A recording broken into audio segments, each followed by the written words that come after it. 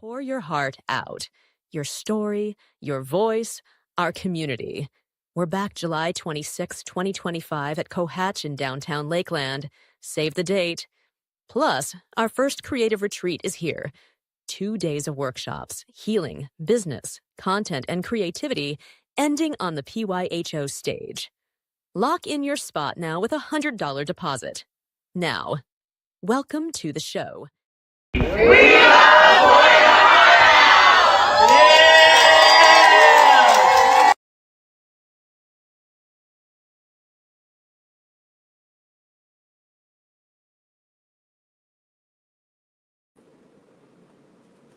Hey y'all, this is your girl Nakenyia Cherie. Y'all already know what it is, pushing you from pain to purpose. Tonight, y'all, we are about to have an amazing show. We have some dope poets from all around the globe that is about to give it to you on tonight. I am so excited. Tonight we have our feature poet, Miss Chosen Voice. She about to bring all the healing and soul vibes, y'all. I am ready to sit back, relax. So get your cups, if you drink your water, your wine, whatever you do you. But get in tonight. Go ahead and start sharing. Go ahead and like the broadcast. Tag somebody in the comments. Let them know that Pour Your Heart Out virtual open mic. We are live right now. So without further ado, we're going to go ahead and get this show started. As you guys heard in the beginning, we have a couple of announcements. Our next show, we will be back live in person in Lakeland, Florida, downtown Lakeland at Cohatch.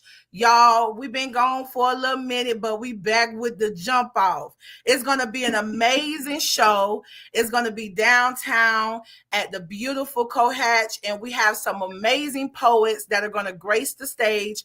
The official flyer will be posted at the end of this month. And guess what, y'all?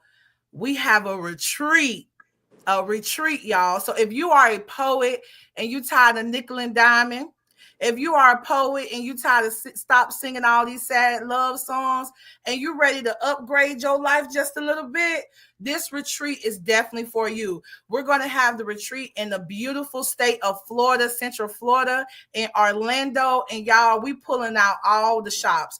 We're going to have massages. We're going to have people, poets that are making 6 figures plus in this industry to come out and push you even more further into the art that you already do.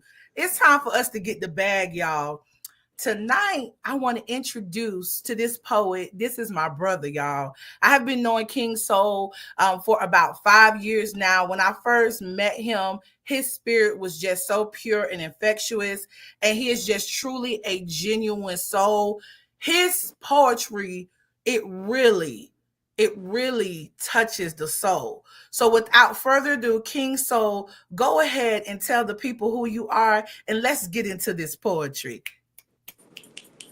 Hey, what's up, family? I'm King Soul. I've been writing poetry since I was about 16, but I've been performing for the last 8 years. I think I hit my 8 year mark last week. Tonight, the poem I'm gonna do is the beginning of Kelvin and Soul, same person. I was born the same day that I was meant to die, so it was meant that I stand before you. I was born the same day, pneumonia consumed half my body like a flame. I was almost put on injured reserve before I got in the game. Now I can't see a future where I'm not in the game. Let me explain. I was born the same day I inherited my father's eyes, smile, and reoccurring demons. Born the same day that fluid in my lungs made it hard on me breathing.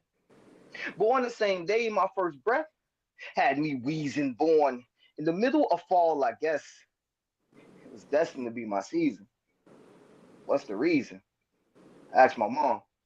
She replies, why are you alive, Kelvin? Words never hit me so hard. No, She wasn't tearing me down. This is a question I should bring to God. The beginning was kind of odd. I mean, the Grim Reaper in the delivery room just trying to do his job. Does that make me Job in the story? Slowly losing everything, including his life, just to show God's glory. What is for me? Do you ignore me, son? No. I just want to understand where my second chance came from. That sounded dumb. I was back when pride made me a king with no kingdom. King run, drinks rum, forbidden fruit, still some, and the cycle repeat. Smile on his face, but the soul it weeps. The nurse wouldn't even leave the room. I'm steady shaking in my sleep, which became night sweats. Most nights I wake up soaking wet, still fighting whatever trying to get me. But I'm lightning, so it can't hit me. It's quite frightening. It barely missed me. Was born fighting. You were always there with me. Nothing short of a miracle. After coding 3 times, who would have thought this baby would become something so lyrical, literally, only if he cast his fears and doubts by the wayside he's been carrying since yay high. Maybe then he too could see that his life is a poem, one of the most beautiful ever written. I was born the same day I refused to die, so it was meant that I stand before you. Thank you. Yes, Woo! yes, yes, yes. Come on. Come on. Y'all Woo! clap it up. Show some love to my listen. Why you doing like why you coming out here like this? You Look, coming out here with these Vegas. Now, it's an King, all-star so lineup. tell the people if you have like any products, how can they book you, how they can get up in your business. If you want to find me, you can hit me on Instagram at it's just underscore soul, all one thing, ITSJUST underscore soul. I have a book on there that I released a few years ago called Father Son Chronicles. It's a collection of poems doing a deep dive into my relationship with my kids and my relationship with my late father. Just approaching relationships as a black father in this existence, this world that we live in. I also have an EP that I released about 2 years ago. All of this is in the link in my bio on my Instagram page. So that's it's just underscore soul. You'll find everything there. Well, we thank you so much. And y'all, he has a show tonight, right? He has a show tonight, Poets versus Poets. And he came through for me. Like, you know, I gotta show some love to you, bro. I appreciate you so much No, for coming out. You know how we do. So thank you yeah, yeah. again for coming out and pouring your heart out on this stage. You have anything else you would like to give to the people or any other comments? Um, no matter how big it seems, you've been through bigger and stepped over it. So just keep walking. You're gonna be all right. Woo! I love you. Thank Thank you you for having me so on here. much. I'm gonna have to get out of here, but thank you so much. I love y'all. Y'all kill it tonight. I'm still gonna be tuned in while I'm on the road, Bluetooth earbuds and whatnot. But love y'all. Y'all take care. Thank you. You have a good show. Thank you. Thank you. Love y'all. All right, y'all, give it up. Listen, y'all, that's the type of fire that's about to come from these poets. They about to do their big one tonight. Like, I'm so excited. Poetry is something that truly has been my therapy, y'all. Like, I don't know about the other poets on the platform, but for me, I write when I'm going through stuff, when I'm not going through stuff. Poetry is so freeing. And my goal is to make sure that every poet I come in contact with truly uses their pain to fuel their purpose. Now, this next poet, I don't know him, y'all, but he signed up, and I am just so grateful for him to be here tonight. We have Mr. Kevin Grant that's about to to grace the Pour Your Heart Out stage tonight. So without further ado, we're about to slide in with our next poet. So y'all go ahead and snap it up. Go ahead and like those comments out. If you've not already shared the broadcast, go ahead and share with a friend. Go ahead and tag your homeboy, your homegirl in, because it's about to go in. The poetry is going down, and it's going to get gooder and gooder. All right, Kevin, let's go. Greetings, everyone. Coming in all the way from the island of Trinidad and Tobago. And actually, I've been writing poetry since 1988, 1989, where I landed my first job as a writer and a poet for Caribbean Magazine. That was my first job when I left school as a writer and a poet. And I'm going to do a sensual piece, not erotic, a sensual piece to connect with the five senses. And I call this one, What is a Kiss? A passionate bliss, her lips, my lips, once was dry, now warm and wet, intimate in my arms, sexy songs that lips make. I'll have my cake and eat it too. Like a lollipop leaving her lips. Wet songs, wet tongues, playing games inside our mouth. Her mouth, my mouth, exchanging saliva. No scorn between lovers, no scorn undercover. In the street as we kiss, a passionate bliss. Her lips, my lips. People gossip and stare, but we don't care. You see, we're not from here, where hearts are cold, a world of hate, a pitiful state. The full has never been told. So we kiss with bliss, deaf and blind, ignoring this world, leaving our cares behind. Sexy songs that our lips make, like a lollipop leaving her lips, as my manly hand caress her broad hips. Wet songs, wet tongues, playing games inside our mouth. Her mouth, my mouth, exchanging saliva. No scorn between lovers, no scorn undercover. Is this love? It feels like love, a gift from above, my sexy love.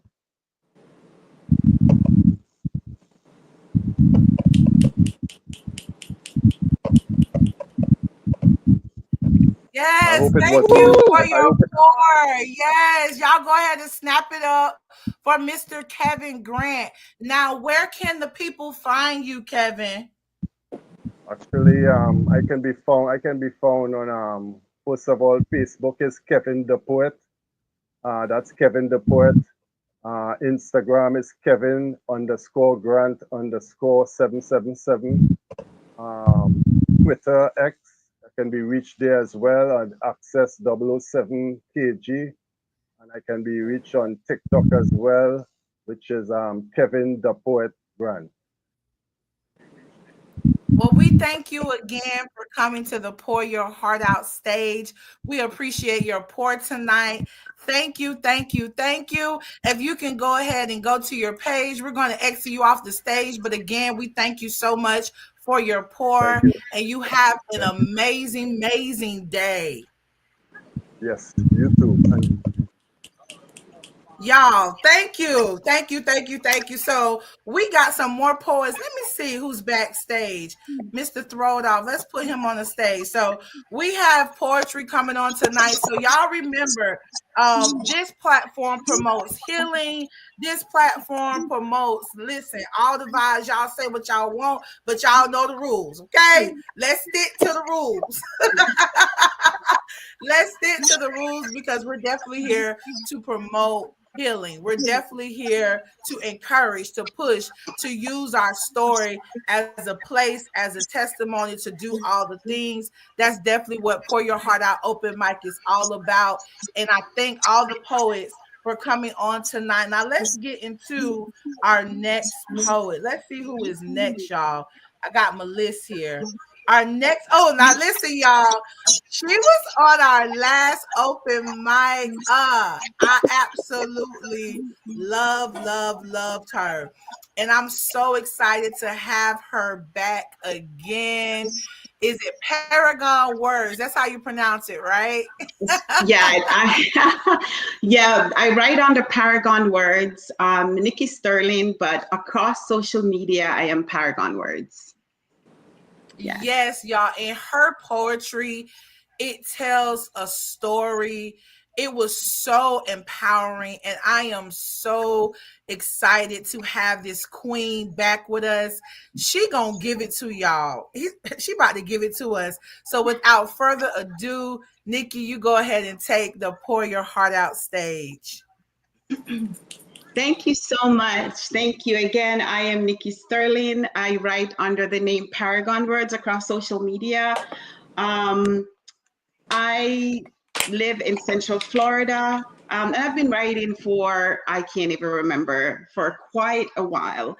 I've been writing. The piece I'm going to do for you today is called The Grave I Built for You. And I will get started right now. It's 2 a.m. and I'm sitting in the middle of the bed trying to hold the river behind my eyes calm. You walked in without saying a word, without a care in the world, and in your hostile tone asked, "What's wrong with you?" And I said, "Nothing, I'm good." And you believed me because you don't read between the lines. You read the headlines and skip the obituary. But my chest is a reservoir that has run dry, a cracked basin hollowed out by every echo I silent just to keep the peace. You didn't hear that in my voice. You didn't feel the silence pulling at my ribs like a vice, because silence doesn't scream, right? Silence plays nice.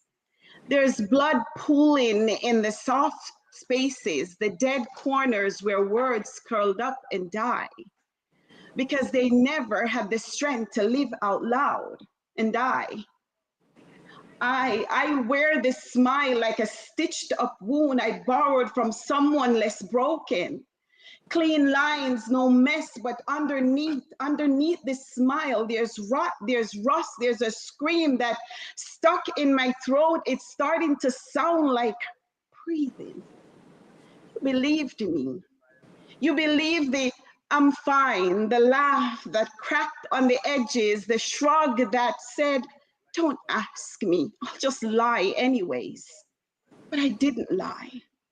I just spoke in a language you never cared to learn.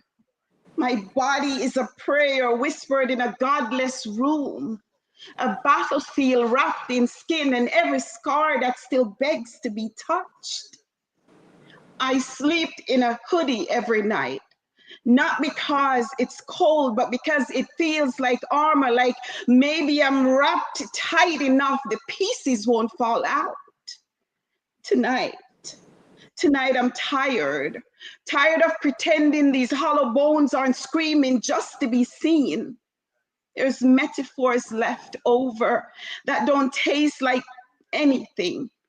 No soft landing, just body that forget how to fall without breaking. I did not let you go. I exorcised you, tore you from the altar of my bones where I once let you rest like a god. You were no good to me, but I loved you with a hunger that turns my insides to ash. Have stitched your name into my skin with trembling hands, and still you question my loyalty. Still you drank from me like I was endless. Still you mistook devotion for weakness and my silence for surrender. But hear this. I gave you everything until the me I knew was a ghost whispering from somewhere beneath your feet. Now your name is a bitter thing, a mouthful of soot, an apology I spit out like a curse that never worked. And my poor bruised heart has stopped reaching for you, in the dark.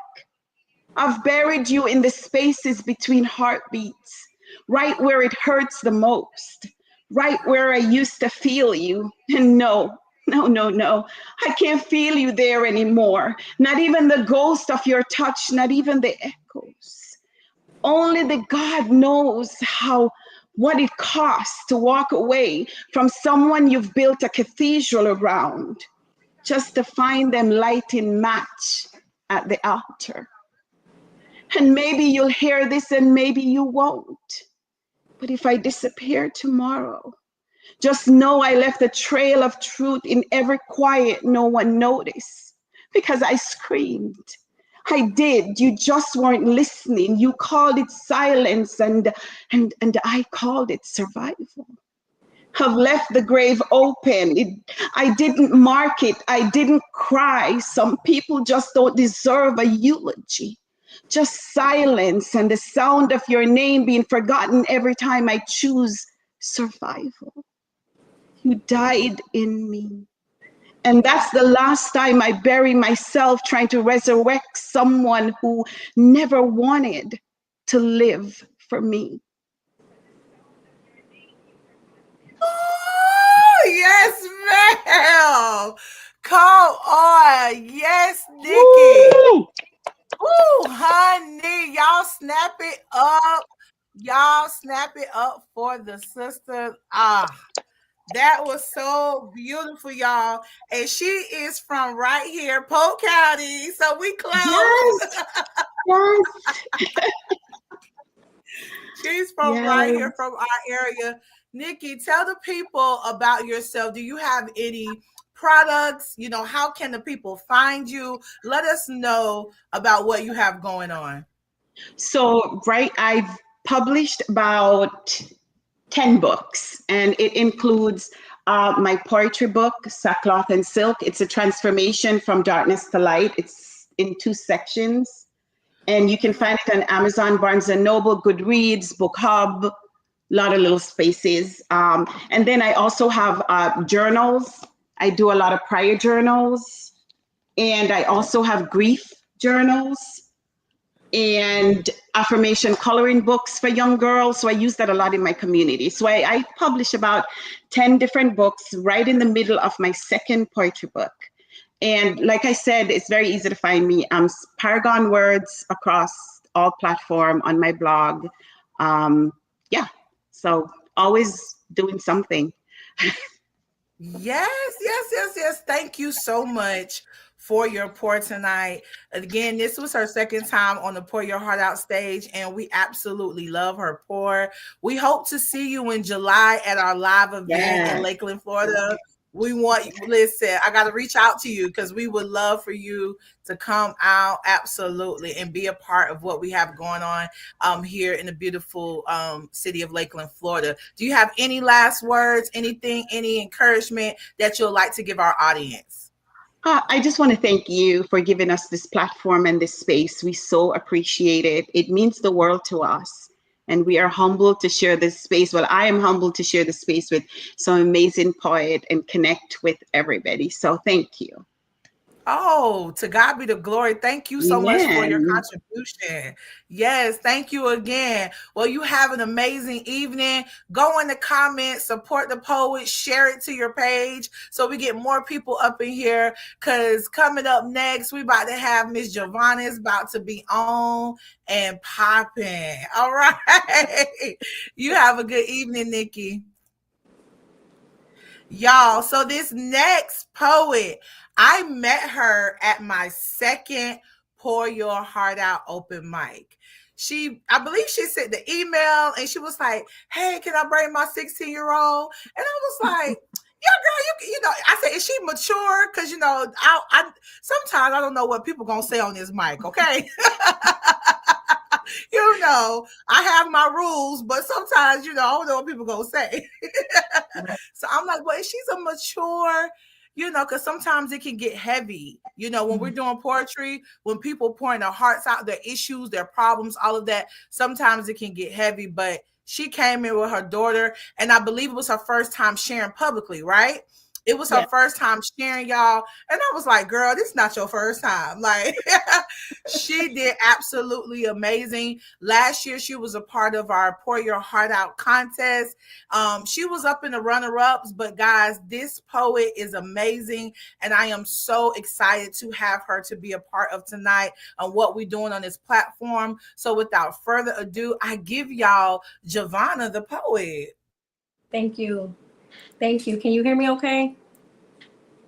Yes, ma'am. Okay.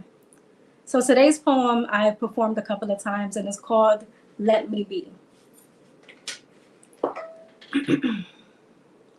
When you see me walk by with my head held high, higher than what it used to be, when I am dressed to impress and no longer dressed in insecurity, may I suggest that you just let me be? You see, there was a time when I couldn't look in the mirror without this question. Who is this woman? What is this reflection? Trying to identify my identity. Loathing and self-rejection and then calling it humility. Because if I reject me, then I leave you no room to make me feel less than what I already feel. Best friends with self-sabotage, hindering our own success was part of our deal. Camouflage and eyeliner and foundation to conceal. The reality was, I did not like me. And when I was asked to write my best qualities, I could not write one. There were no words written, just tear-painted pages. In a room filled with purpose women, I became alienated to myself, declaring that I am armored with this belt.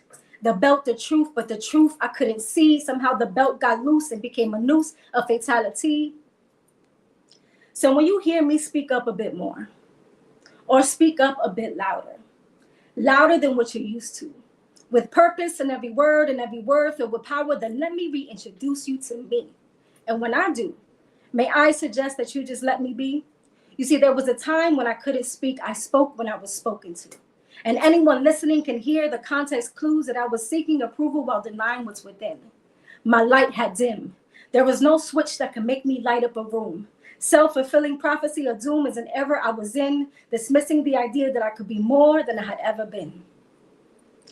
So if you see me dream big, bigger than what I used to, reaching for all my goals and going for everything I know and making my talents useful, may I suggest that you just let me be. You see, there was a time when I couldn't believe in my own gifts. My soul was craving a destination.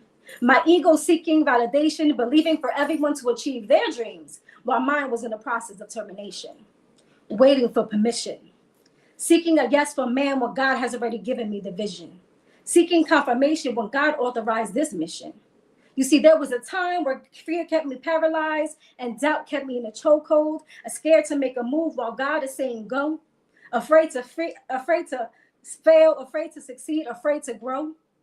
So when you see me walk by with my head held high, higher than what it used to be, may I suggest that you just let me be, because you don't know my story. That's it. Yes, ma'am. Woo! Uh, Woo!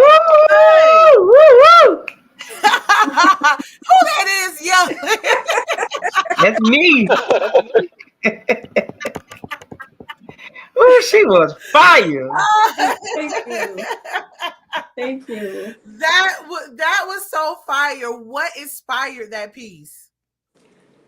So when I first came to your open mic, I was coming out of a really like just I'm not gonna say a dark place, but a place where I just didn't know who I was. I mean, I was serving in ministry for 10 years and did not even I couldn't even find myself. Like even when you're trying to create a purpose or trying to find your identity, I still couldn't find it. And I truly believe that it could have been connected to the people that I was connected to. Like I couldn't bloom the way that God wanted me to. I was constantly waiting for validation, constantly waiting for confirmation, when in reality it was just like, God said, you got this. And so finally I decided to connect and disconnect and just do my own thing. And that's where the poem came about. Because I know that some people might see me now and they're just like, well, who do you think she is? Like, she was just this quiet girl just a couple of years ago, not saying a word. Or, she used to do this or wear her hair. She never used to be so confident. And I was just like, you know what? When you see me, just let me be. And and when you see me, just let me be. Listen, before you guys came in the room, me and King Soul, we were talking about that. We're talking about like the people pleasing. Like it's so easy for us to get to a place where we desire validation from other people. But that's something that we must listen. Nobody can validate us. Validation is for parking. All right. Right. We have to know who we are, period. Right. And we have to stand in that. But it's a journey, it's a process. I didn't just get bold like this overnight. It took a process to get to this point. It took a lot of dark days. It took a lot of days questioning myself, questioning life sometimes, y'all, okay? Because life Mm-hmm. be life. So I am just so grateful that God literally, showed you those things and you came up out of that. You just have to trust the process. So we thank you for your pour tonight. Thank you for pouring your heart out. Do you have any last words for our audience tonight? You can find me on Instagram, Giovanna_Cirillo. I have a podcast called All Things Good. I'm always looking for guests or people to speak on the panel discussion. I'm an artist. I paint. This is one of my paintings here that's for sale. So just find me, reach me. And yes, thank you so much. I appreciate it. This has been an honor. Thank you so much. I appreciate it. Oh, yes, ma'am. You paint. Okay, you already know. I just made a post today that I'm looking for a painter. So you will be getting reached out to on today after this live. So thank you for Thank you. for sharing that information. We appreciate your pour. Please, once you get off here, get in the comments, hype the people up, share it on your page. Again, we thank you so much for your pour. Thank you. All right, y'all, listen. So next we have Mr. and I got to make sure I say it right. We have Mr. Throwed Off. Okay. At first he told me that I said it wrong. He talking about the South. I'm like, first of all, I'm from the dirty South. I'm from Florida. Okay. It doesn't get any South. Doesn't get any more Southern than Florida. But the last time he was here on the Pour Your Heart Out stage, y'all, he really blessed me because he said it was his first time, like, really being transparent with his poetry and coming to this type of audience. And y'all, I love me some, I'm not biased, but I love me some melanated men, okay? I love the melanated black men, and I want our black men to heal. I want our black men to walk in wholeness. And I'm just so excited to have Mr. Throwed Off. So without further ado, Mr. Throwed Off, go ahead and give it to the people. Hey, what's cracking? What it do? What it was, man? Uh, y'all heard the name, Mr. Throwed Off himself, no typo. Uh, I pimped poetry for some years, cause she makes a nice little pretty penny. But it's just been a few years that I done really walked in love with this thing, and you can't really say that you love something without just going ahead and be all the way bucket naked with it. So, with that being said, it's only proper that I give y'all a real thug's testimony. See, I've been up and I've been down. I've been in and I've been out. And when I didn't know who I was, the game almost crossed me out. I kept on stealing, killing, dealing, foolish thinking that I was winning. I dug a pit for me to live in. It didn't give a care if I was sinning. But that was just the beginning because my sins have been forgiven. My Savior has a pen, but he has yet to write my ending. In this message of repenting that poetry has given, I gotta let y'all know that the Christ is still in the business of forgiving. So use me, Lord, I'm willing, and keep on strengthening my spirit, because it's with reverence I fear it, and it's with a clear ear that I hear it. Point. Oh, don't do us like that. Don't do me like that. I no, Don't y'all snap it up. Y'all give it up. Y'all snap it up. Y'all know Woo! how I feel about these. Yes. Y'all know how I feel about Woo! these melanated men. Don't do me like that, Mr. Throwed Off. Yes. Listen, thank you, sir, for your transparency and your realness through your pen. So I want to know, I got a question for you, King. I Yes, want to ma'am. know like what inspired that poem? Like what was the inspiration? Like let us get in your business just a little bit. Well, number one, I put it together strictly for the show. So 9 times out of 10, I won't be doing no more. Uh, and like I say, man, I stand on my pedigree. I stand on my pedigree and my resume, in the game, and so just as well with this portrait thing. So you really can't have no pedigree and don't nobody know who you is. So just around that time, I'm starting to realize, man, yeah, folks might be cool with getting some good game, but if they don't know who you is, the game ain't gonna put a stain on their brain. So now I'm just going ahead and getting all the way naked. Mm, absolutely. Now, when it comes to poetry, how long have you been writing? How long have you been writing poetry? Well, like I said in my intro, I was pimping poetry for a long time because when I was in the penitentiary, if you got a good pen game, it come, nice little piece of paper come with that. And since I already got a gift of gab from pimping and just with the pen, it was a nice little just side hustle. And poetry wasn't never really no thing to me because honestly, I always thought poetry was boring and for lame folks. So just to even be accepted in the spaces of truly genuine poets and being seen as an equal as a poet, that's a humbling thing. And don't nothing humble me but this.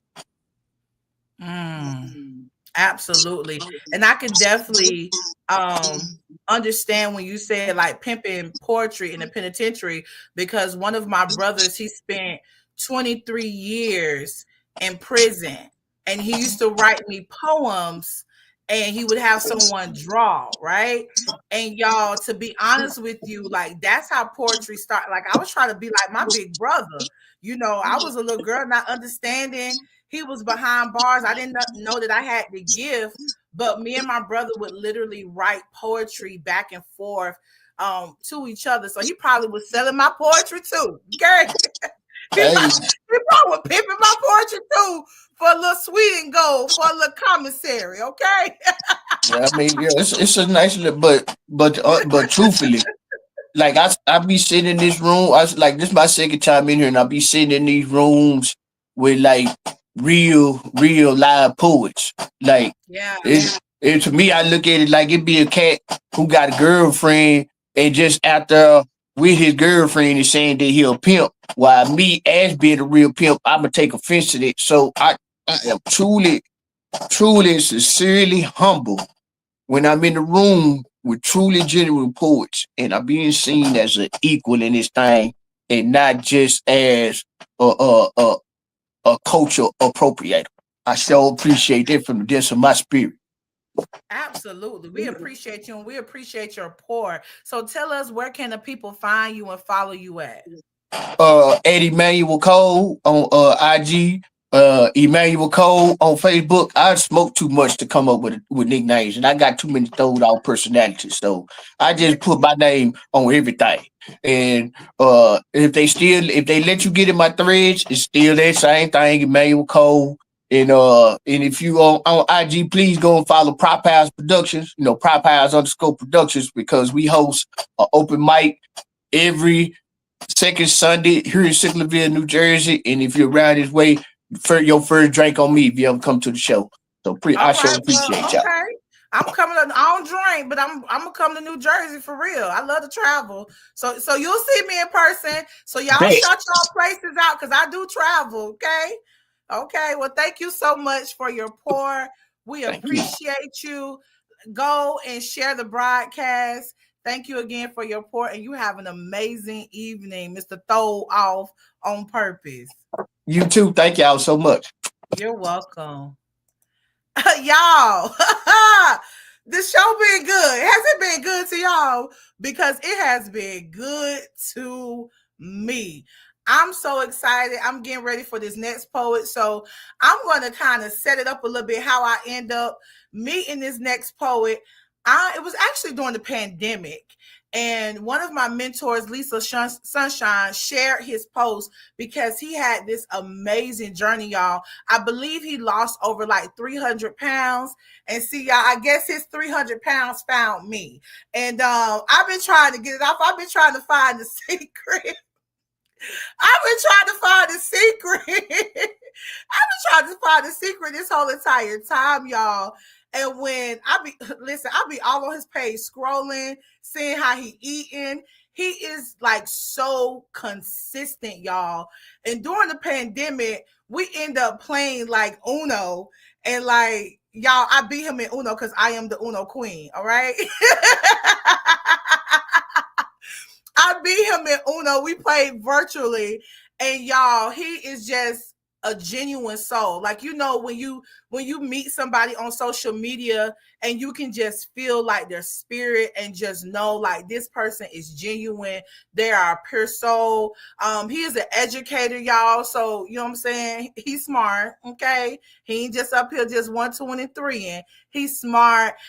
He's an amazing person. And I am so excited to hear him tonight. This is my first time hearing him. So I might have to record him on my phone, y'all, because I'm excited about this. So without further ado, Martin, give it to the people.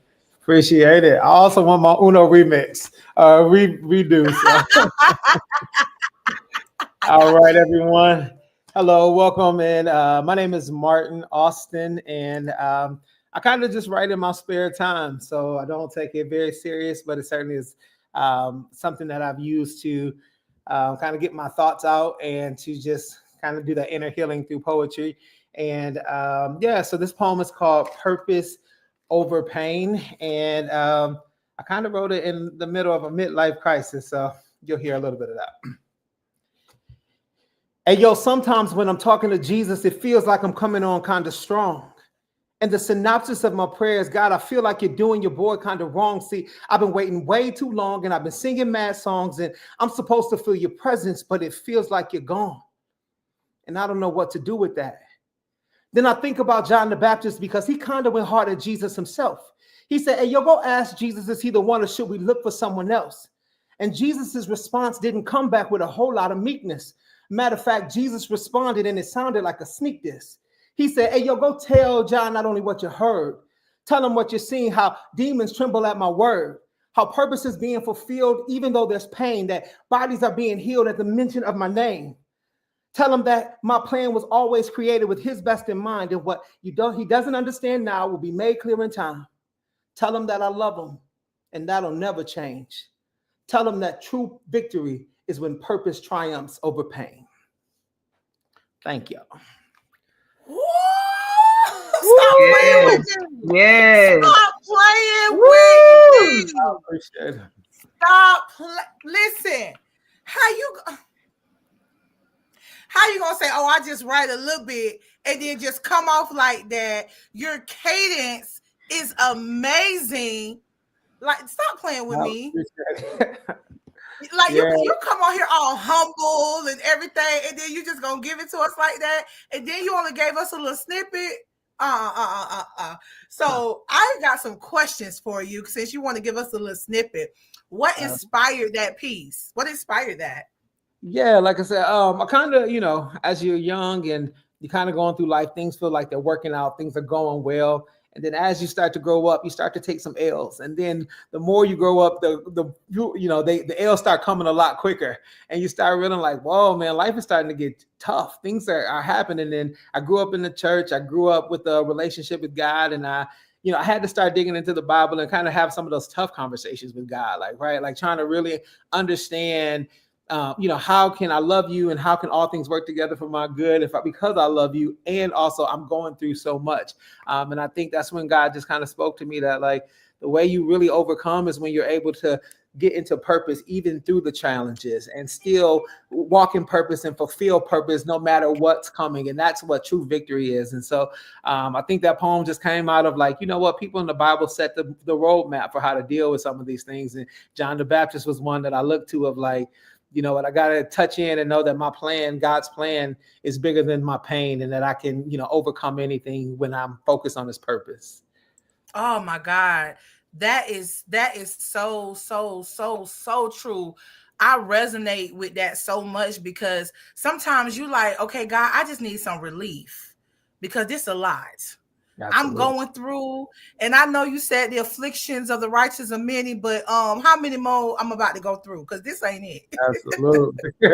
Yeah, that's, But you know, like you said, what was so beautiful is that when you're walking in purpose, it just does something to you. I sometimes I can't even articulate it. It does something to you. It gives you that extra boost. It gives you that inspiration. And then also when you're surrounding yourself with like-minded people to encourage you, because iron sharpens iron. Because one day I may have to hit you up and be like, bruh, I need you to go in for me because life is life. absolutely. So I definitely relate to that piece. Now, you said that you dibble and dab in writing just a little bit. How long have you been writing? I missed that part. Yeah, just kind of like I think my earliest memory of writing is in school, where the teacher tells you to write a group of poems using different genres, and so as I started to write and play around with poetry, I think I kind of like this, and so I write just kind of when I feel inspired, or I write when I just have a thought that I kind of want to get out. So I don't have a consistent cadence of writing, but I certainly kind of at certain points of life find writing. I write more. So it's just kind of in my spare time, but also it's one of those things that usually life dictates how often and what I'm writing about. Absolutely. Now, can you tell our audience where the people can find you at? Yeah, absolutely. So I don't really so on social media like Facebook, Martin Austin is my name, so you could link there. I'm Yeah. on Instagram as Transformation Possible, and a lot of that is around just my weight loss transformation and really sharing things that allow people to kind of connect with and understand, how important health is, and to hopefully motivate others to keep, being healthy and walking in the health, good health. Thank you. Thank you. Thank you again. And thank you so much for coming to the Pour Your Heart Out stage. I know we're supposed to have you last time, but we thank you that you came on tonight and really gave it to us. I recorded you because listen, that's going to definitely be one of our highlights. So, do you have any last words for the people? Yeah, think as someone else said, I appreciate you for making the space and having the space for others to share. And I think it's dope that we can do it virtually because where I live, there's not many of these opportunities. So to be able to see and connect with many poets and writers and creatives is amazing. So thank you for what you do, and thank you to all the poets. Thank you so much for your pour. Like I've told all the other poets, I'm going to put you off stage, but please, please, please go on Facebook and go ahead and like, share, comment, do all of that so we can, get numbers up and we get more people in. Because right after Felix, we're going to have our feature artist, and I'm so excited. So, again, thank you again, Martin, for your pour tonight. Y'all. That was so good. I'm trying to make sure that I got all my people on the stage. Listen, let me look in the room. Let me look in the room. I got all these good looking people. Now you on the stage. You on the stage, y'all. So if you need to get your lipstick right, you need to, fix yourself up. You get what I'm saying? Like y'all live right now. We are on the Pour Your Heart Out open mic stage, and our next poet. Y'all, I can't even remember how we met Felix. I don't even remember. But one thing I do know is that he has been consistent in supporting all things Pour Your Heart Out. He has been consistent, consistent, consistent. He always sends me inspiration. He sends me videos, music, just all these different things. And sometimes you need those people that may not know you on a personal level, but it's someone that's in the background that see what you're doing, and they give you a little push, because we all need a little push. And what I love about his tagline is poetry saved my life. And that is something definitely that's near and dear to me, because I was suicidal, y'all. I was out here in these streets doing all kind of crazy stuff, but poetry definitely saved my life. And without further ado, we're going to keep it pushing and keep it moving. I introduce to you guys Felix. Hello, hey everyone. So this piece is called "A Father So Faithful." A Father so faithful, blessed in understanding, nurtured to spiritual health. I am from the hell of old. In the Word, the greatest story ever told, I found forgiveness and cure for all what ails. Every verse elementary to the soul within a magnanimous measure proving, consoling me to a peace so overwhelming, I won't be overcome ever while I keep faithful to you. Inspired writer, above penning heartbeats to being bound at the wrist, wasting ankles twice before. Still I own some freedom.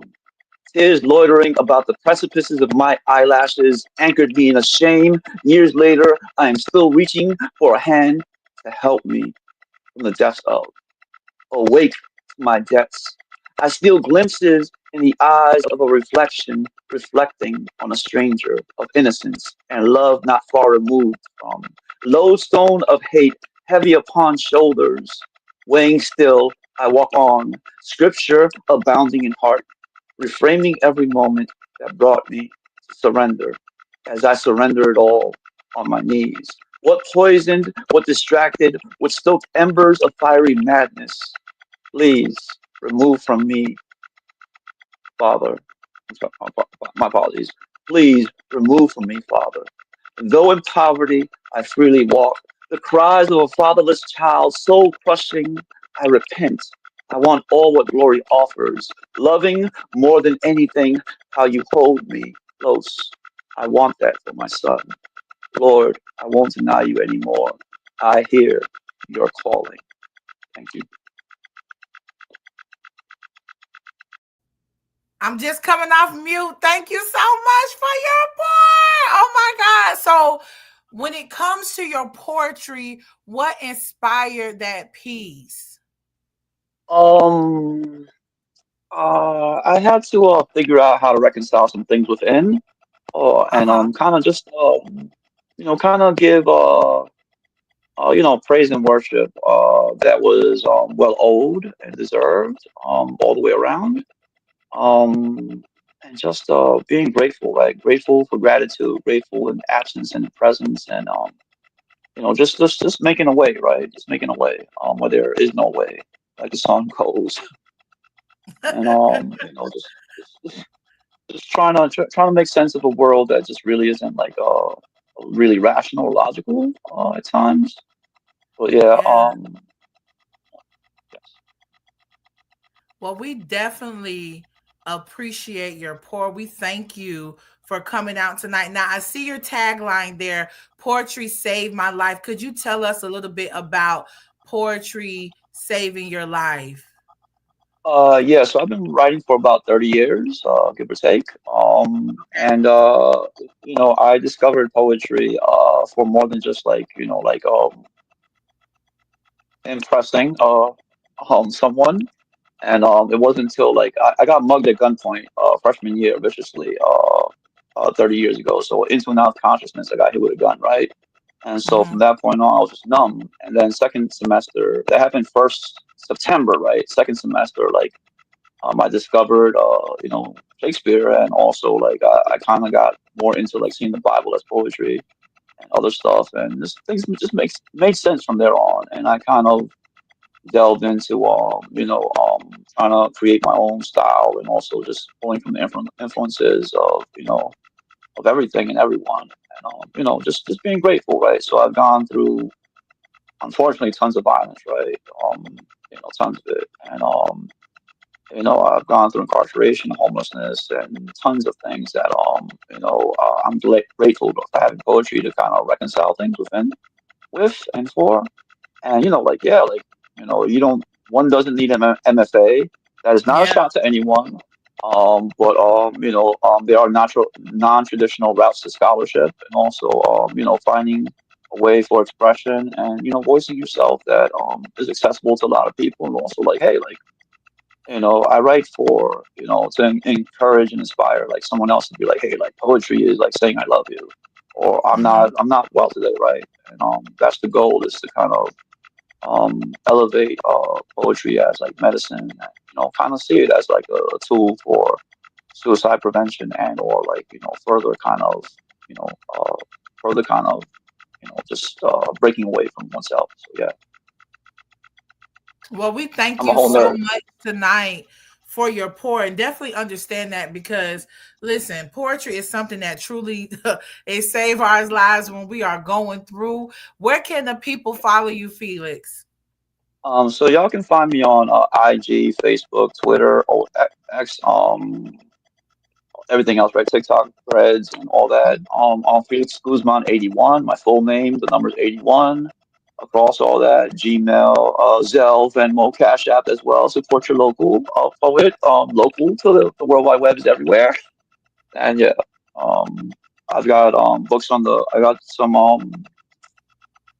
some chapbooks that y'all can like download from my website, felixguzman.com, and I've got a couple things in the works.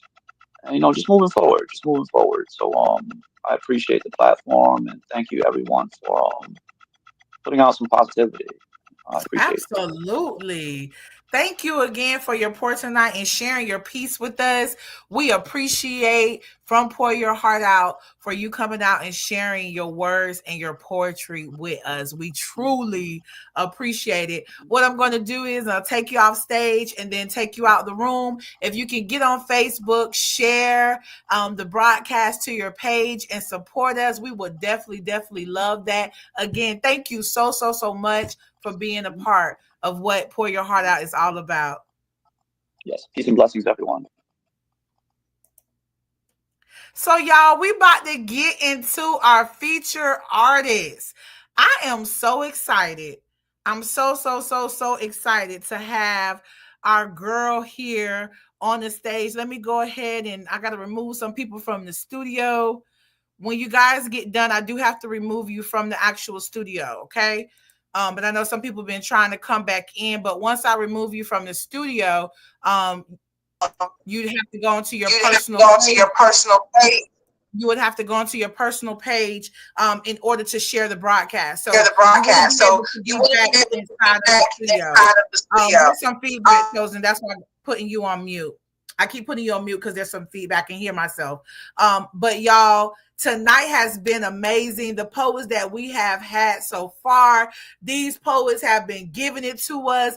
Like I shared, y'all, this platform reaches so many different people. So you don't know who hearing you on tonight. When you get on the stage tonight, be prepared to tell us who you are, how long you have been writing poetry, set up the poem, kind of give us what inspired you to do this poem. And then at the end, I'm going to ask you a question and then we'll exit out the room. So without further ado, I am going to introduce our feature artist for tonight. We have Miss Chosen Voice, y'all. This my girl. I'm so excited to have her come out tonight and pour her heart out. This mighty woman of God, this mighty woman of love, of pure intentions, has always been supportive of my poetry since day one. I told this story before, but y'all, I work at a bank. And next thing you know, I'm walking and I'm helping someone, and I hear somebody say, "That's the poet. That's the poet." And she all in the lobby, y'all. And I'm like, "How you know me?" And she was like showing me so much love, y'all. And the love that she shows is genuine. You know how some people gas you up just to be gassing you up? But no, this woman has such a beautiful heart. And I'm so excited for her to feature on tonight. She's going to give it to us. And y'all get ready for the pour. Without further ado, I introduce to you guys Miss Chosen Voice. Give it to the people, Queen.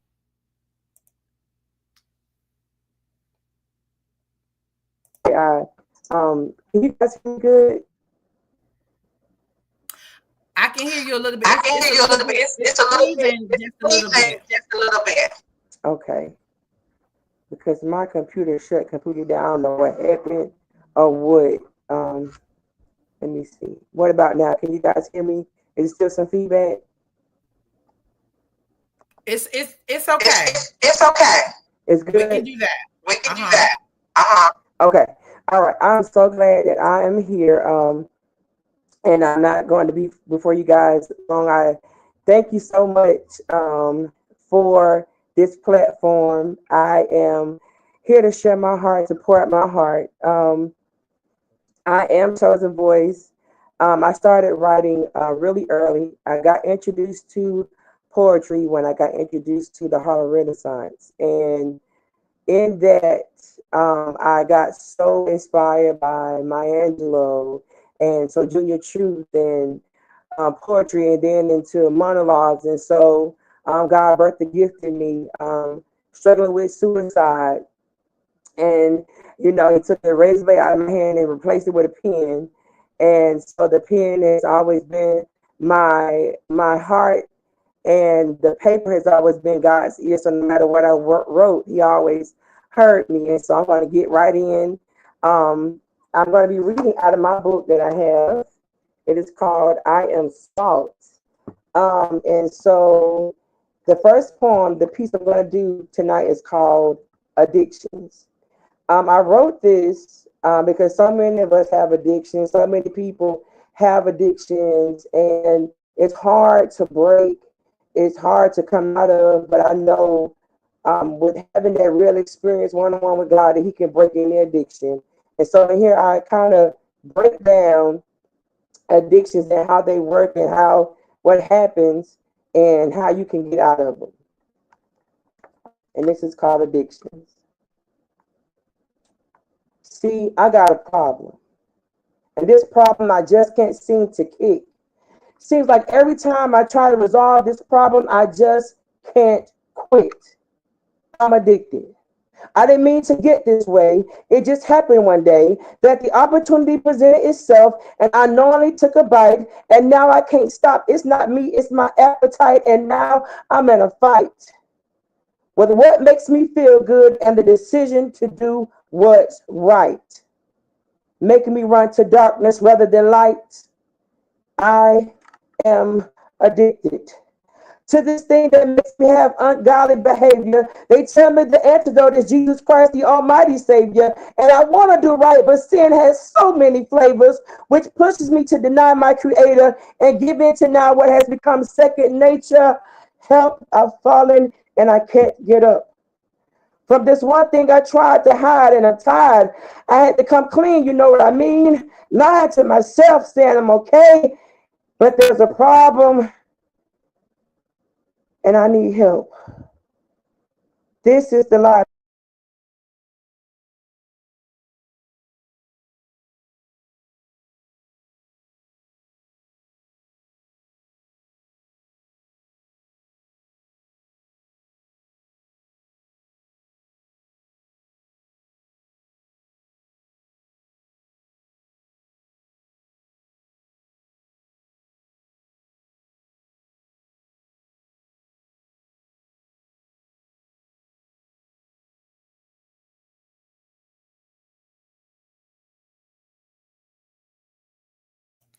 I believe our feature artist has frozen. She has been having some technical difficulties with her computer. So I am going to go ahead and mute her. She may come back out, go off and then come back in. So I'm going to remove her from the stage. So again, tonight, y'all, I am so excited for all the poets to come on. We're going to get her back in because we don't care about technical difficulties. We're going to make this thing happen. I am so excited again for you guys tuning in to Pour Your Heart Out Open Mic. This is your voice, your story, and definitely our community. I am your host, Nakenyia Cherie. I have been doing poetry for about, I can say, I've been writing since I was 10, y'all.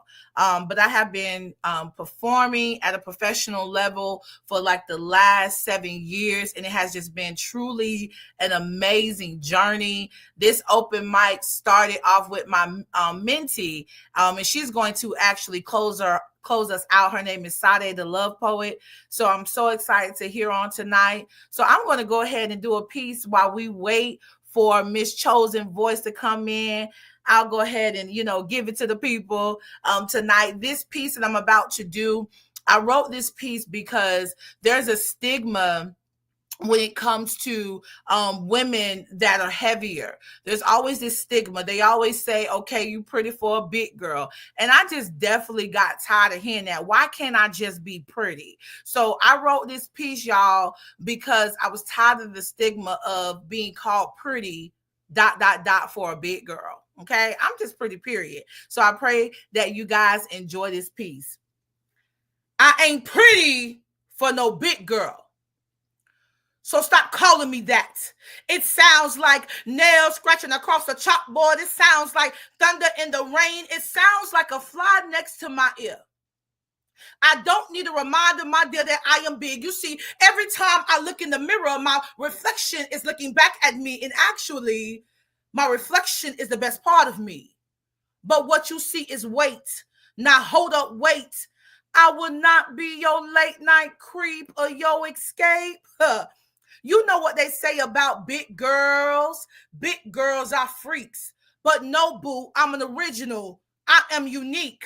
You will not classify me by my size or what's between my thighs. See, you're not even on the same level as me.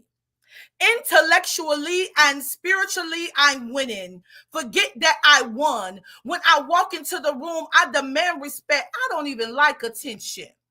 Attention likes me. Now, I ain't trying to sound all cocky. I'm just a woman that's unique. You see, people see the inner parts of me. Now, don't you dare go add that hashtag BBW under me.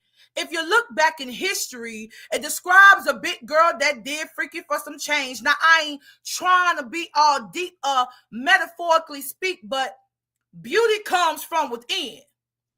Being bad and bougie is just some trend. Stop comparing yourself to these women that use care credit to build their self-esteem. Now, I ain't trying to throw shade, but if you're going to put something in your name, let it hold some value. Remember, you were created in his image, not to mimic what's around you. I stand here boldly, representing every woman in this room, no matter what size. I want you to keep your eyes on the prize, and don't you dare go compromise with the lies. And to all my critics, I want y'all to keep this in mind. I ain't pretty for no big girl. I'm pretty, period. Okay, all right, okay, yes. Pretty, period. Y'all go ahead and snap it up for your girl from me. Y'all go ahead and snap it up because, baby, pretty, period.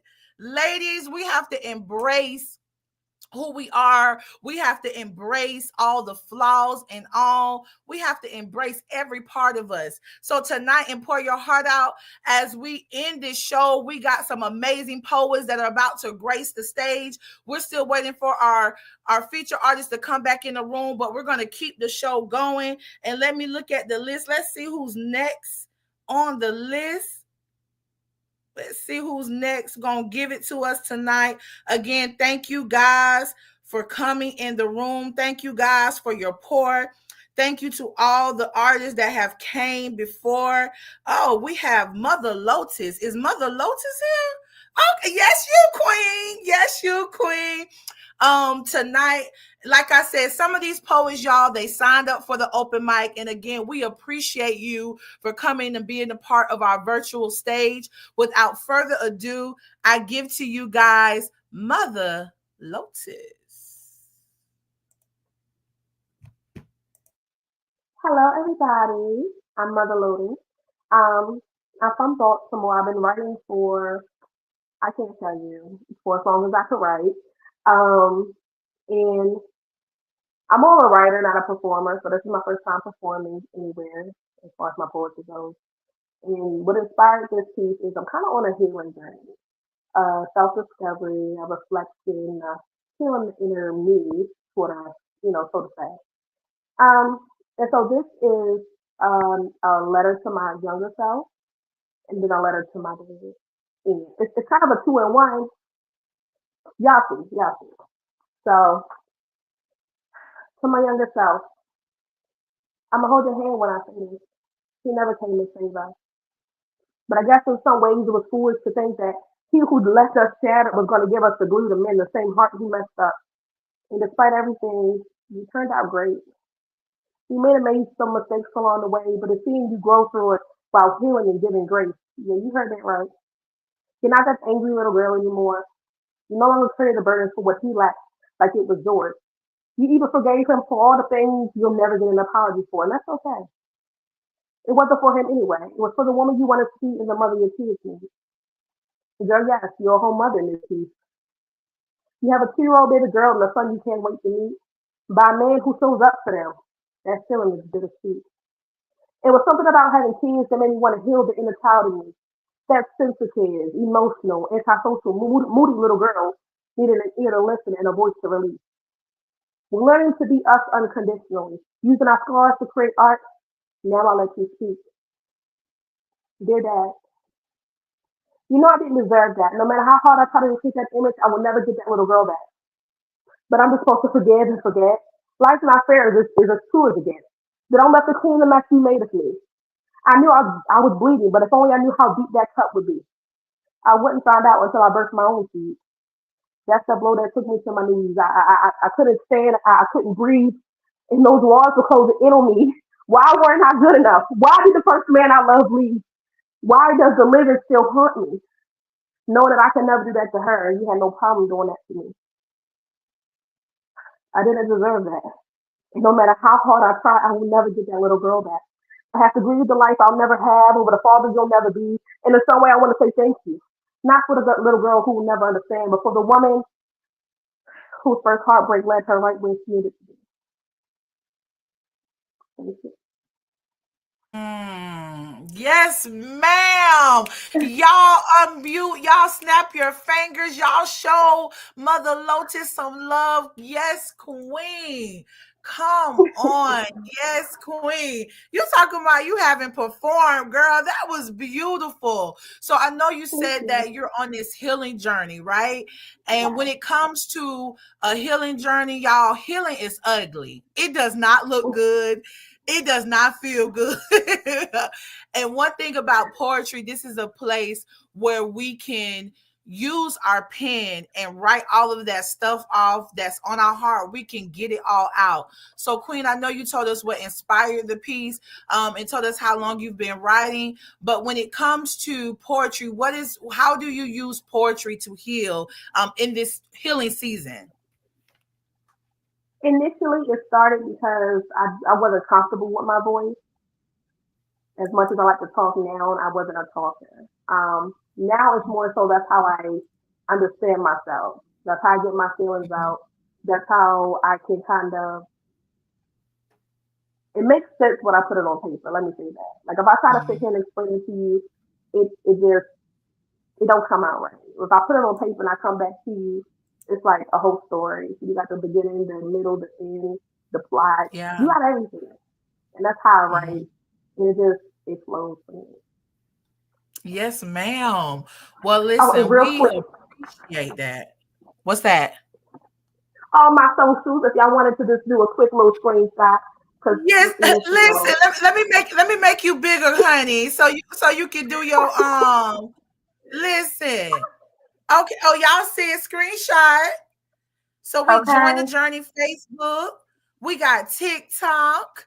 We got the Mm-hmm. Instagram and all other business inquiries. So you guys can book her. See, she came ready. Okay. Indeed. Period. Thank you so much. Yes, Queen. So thank you so much for sharing. Because that was my next question. How can we follow you? So thank you so much for your pour tonight. We appreciate Thank you you. for sharing your heart with our audience. Again, we're about to put you off stage. Get in the comments, share the live to your page. Tag some people in the comments so they can come back and watch the replay. Screenshot, your session. Tag us on social media. We definitely appreciate you tonight, Mother Lotus. Thank you. You're welcome. Y'all, we got the queen back in the room, okay? We got Miss Chosen, our feature. We got our feature artist back in the room. We're not about to let these, technical difficulties stop the Lord's work. I'm telling you, y'all, I just had a whole power outage. I cannot believe it. I just had everything just shut completely down. And I'm like, devil, you are a liar. Come on, because you about to And give it to us. yes, Yes, so ma'am. Okay, well, I without tell further, you. I'm not going to talk. I'm going to go ahead and let you finish out your feature. Thank you again, Queen, for your pour. Let's go. All right, so I'm gonna get back into addictions. See, I got a problem. And this problem I just can't seem to kick. Seems like every time I try to resolve this problem, I just can't quit. I'm addicted. I didn't mean to get this way. It just happened one day. The opportunity presented itself, and I knowingly took a bite, and now I can't stop. It's not me, it's my appetite. And now I'm in a fight. But what makes me feel good and the decision to do what's right, making me run to darkness rather than light. I'm addicted to the thing that makes me have ungodly behavior. They tell me that the antidote is Jesus Christ, the Almighty Savior, and I want to do right, but sin has so many flavors, which pushes me to deny my Creator and give it to now what has become second nature. I've fallen and I can't get up from this one thing I tried to hide, and I'm tired. I had to come clean, you know what I mean? Lying to myself, saying I'm okay, that there's not a problem, and I got a problem. This is the lie the devil tells you, that the way of the world is the way to be. He will have you feeling that you will never be free. When Jesus said, "Come unto me, all who are heavy burdened, and I will give you rest." The devil gives you traps while Jesus gives you tests. There is a difference. Addictions make you do the dumbest things, like making you forget the vows you made when you put on the ring and give up 9 years of marriage for one night fling. Something that has started as a mental bliss has now become a reality. I did it again. It's the sad song you keep repeating, turned in with rage and wanted to do it over and over again. Something that you can't control when you get bothered and hot, ignoring the fact that they lust you and love you not. And this is part of the devil's plot, that you pick another food, another drug, another woman, another man, another sex change, another identity, another itch to overcome the last itch. He will prey on your weak spot and on your power to decide. He will pull. If you're not wondering why you can't quit, it's because you're feeding a demon that will never get full. And now you're stuck in this 40-year cycle when the process was only supposed to be for 2 weeks. Addictions. You better be careful what you see through your eye gate. You better be careful what you hear through your ear gate, or you're going to lose some pearly gates. Unless you run to Jesus, your only escape. But that depends on the choices you make. Okay.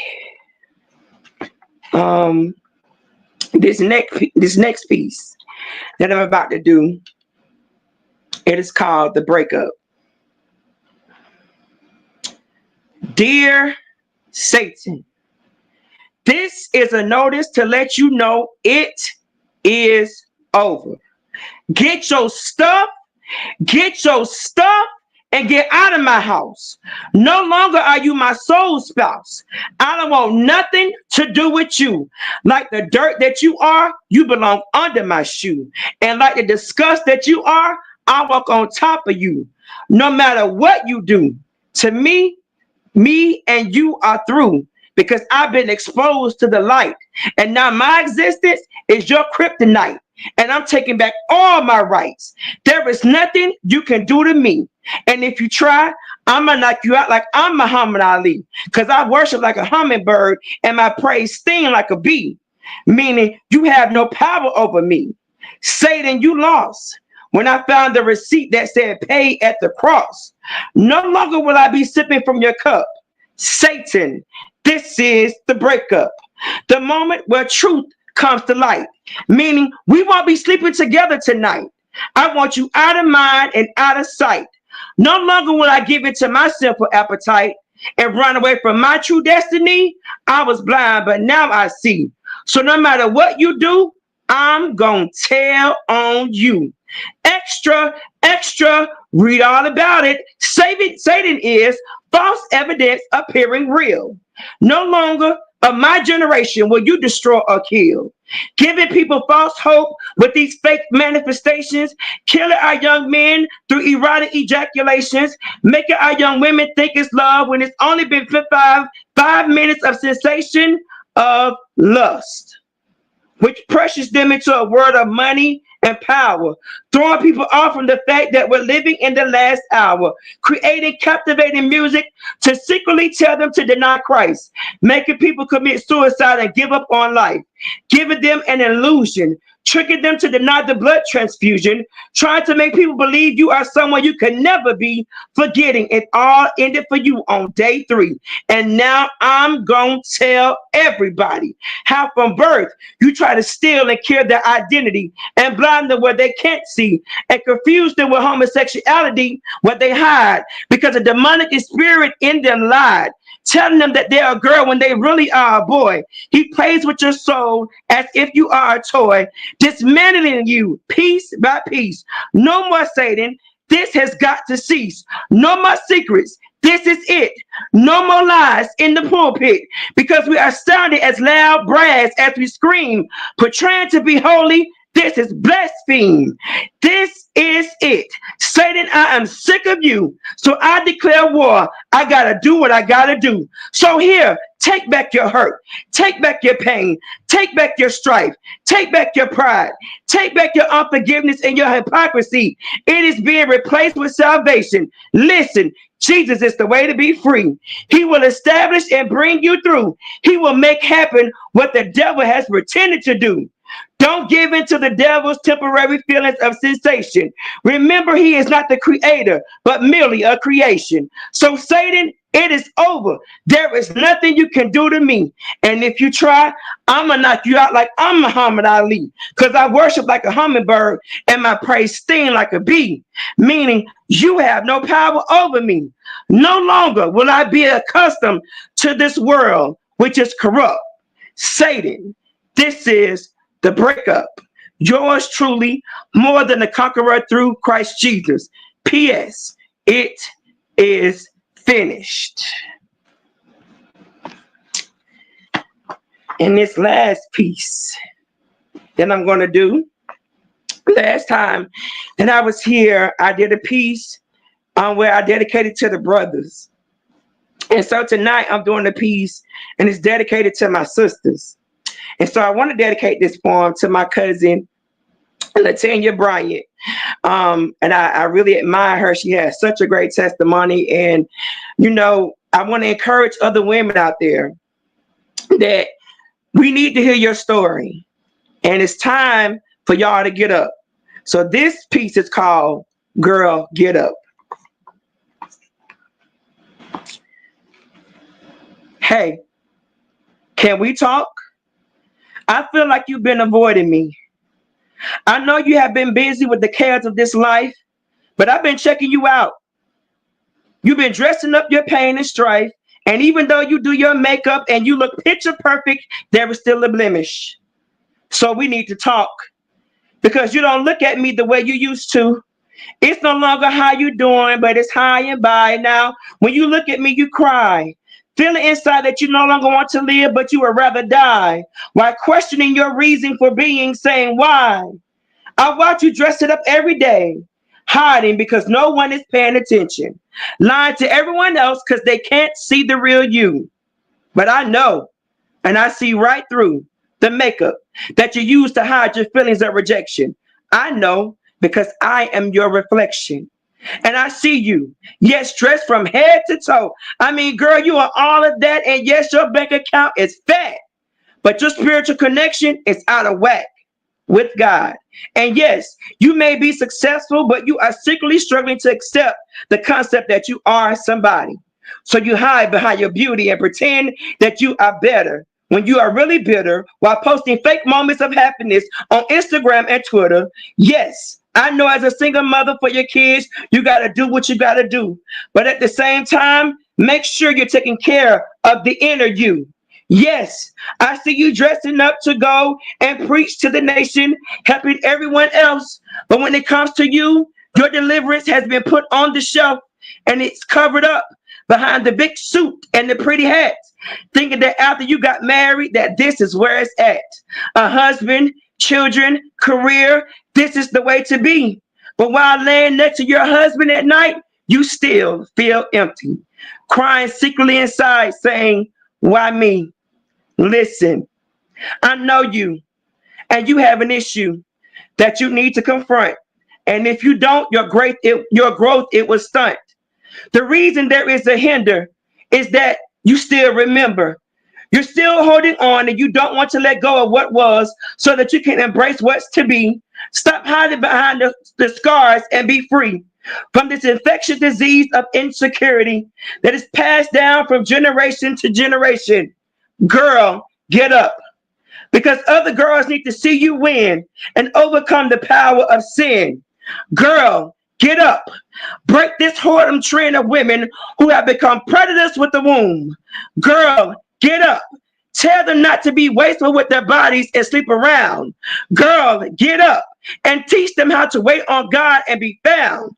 Girl, get up. We need the memas and the grandmas and the mothers of the church to teach us how to put God first. And when we do that, He will add to our lives. Show us how to present our bodies as a living sacrifice. Girl, get up. You don't have to lose your mind or throw in the towel. You have to win this fight and fight your way through. For there is a generation of hurting women waiting on you. Girl, get up. The little girl who doesn't feel she is pretty enough needs to see you win. The wife who thinks she is not good enough for her husband needs to see you rise. The bitter woman who is locked up in her mind, feeling that she can never be loved, needs to see you rise. The girl who needs restoration from the secret scars of molestation needs to see you rise. The woman who feels she can't break free from the fist that keeps hitting her needs to see you rise. Girl, get up. Girl, get up. Be free so you can help another girl see that Jesus is the way. I hope you open your eyes after today, after our one-on-one session. Love who you are. Love the woman that God made you to be. Girl, get up. We are waiting. Ma'am, come on. Y'all snap y'all fingers. Come on, y'all get off y'all mics. Y'all go ahead and hype this queen up. Technical difficulties, and my girl still came through with that fire. Oh my God. So I know that poem was just, it's a real place. Like, it's a real place where we just need to get up. Like, girl, get up. Cause you Yes. going, it's time for you to stop laying in your pain. I made Yes. a post today and I talked about how the body keeps the score.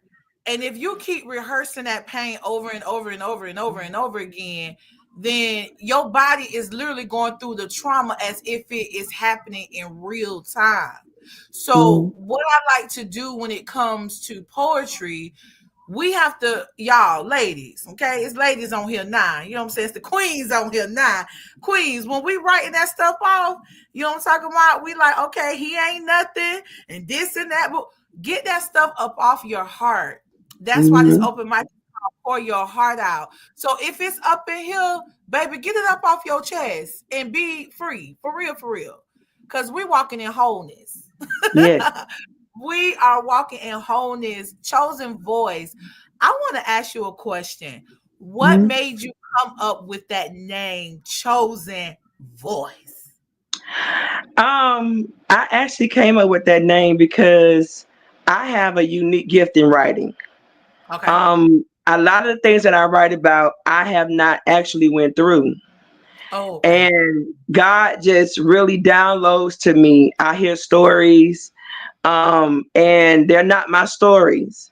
And so I believe God chose me for this time and this space to speak those cries of the people that don't know how to speak out, that are suffering in silence. And so I'm that voice for them. I'm that voice for every person that feels that there is no hope I'm that voice for that person that feels that they don't need to live anymore, that they have no purpose. And I'm here to say you have a purpose. God hears your story, and He's allowing me to write it through the form of poetry, to reach out to the lost.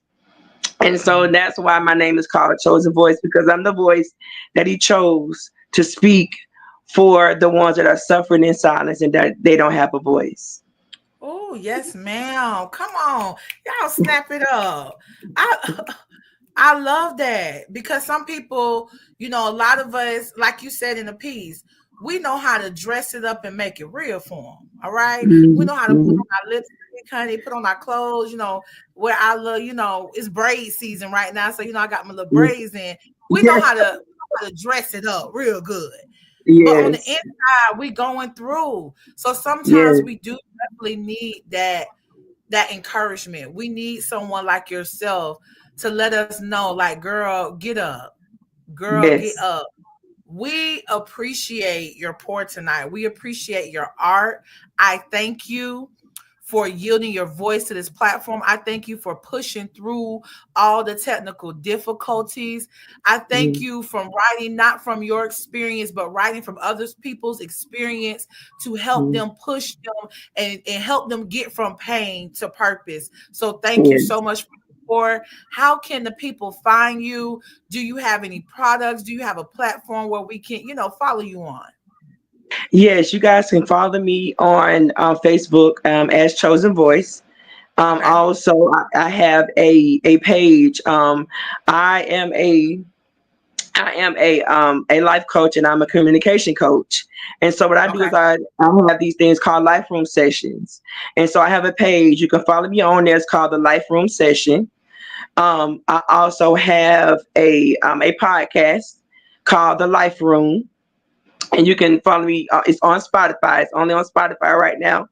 On Instagram, I'm Chosen Voice, and I have a Life Room page as well. You can follow me on TikTok as Chosen Voice. I also have the Life Room on TikTok as well, and just reach out to me through Facebook if you want to get in touch with me, or you want to me to speak, or just reach out to me through Facebook.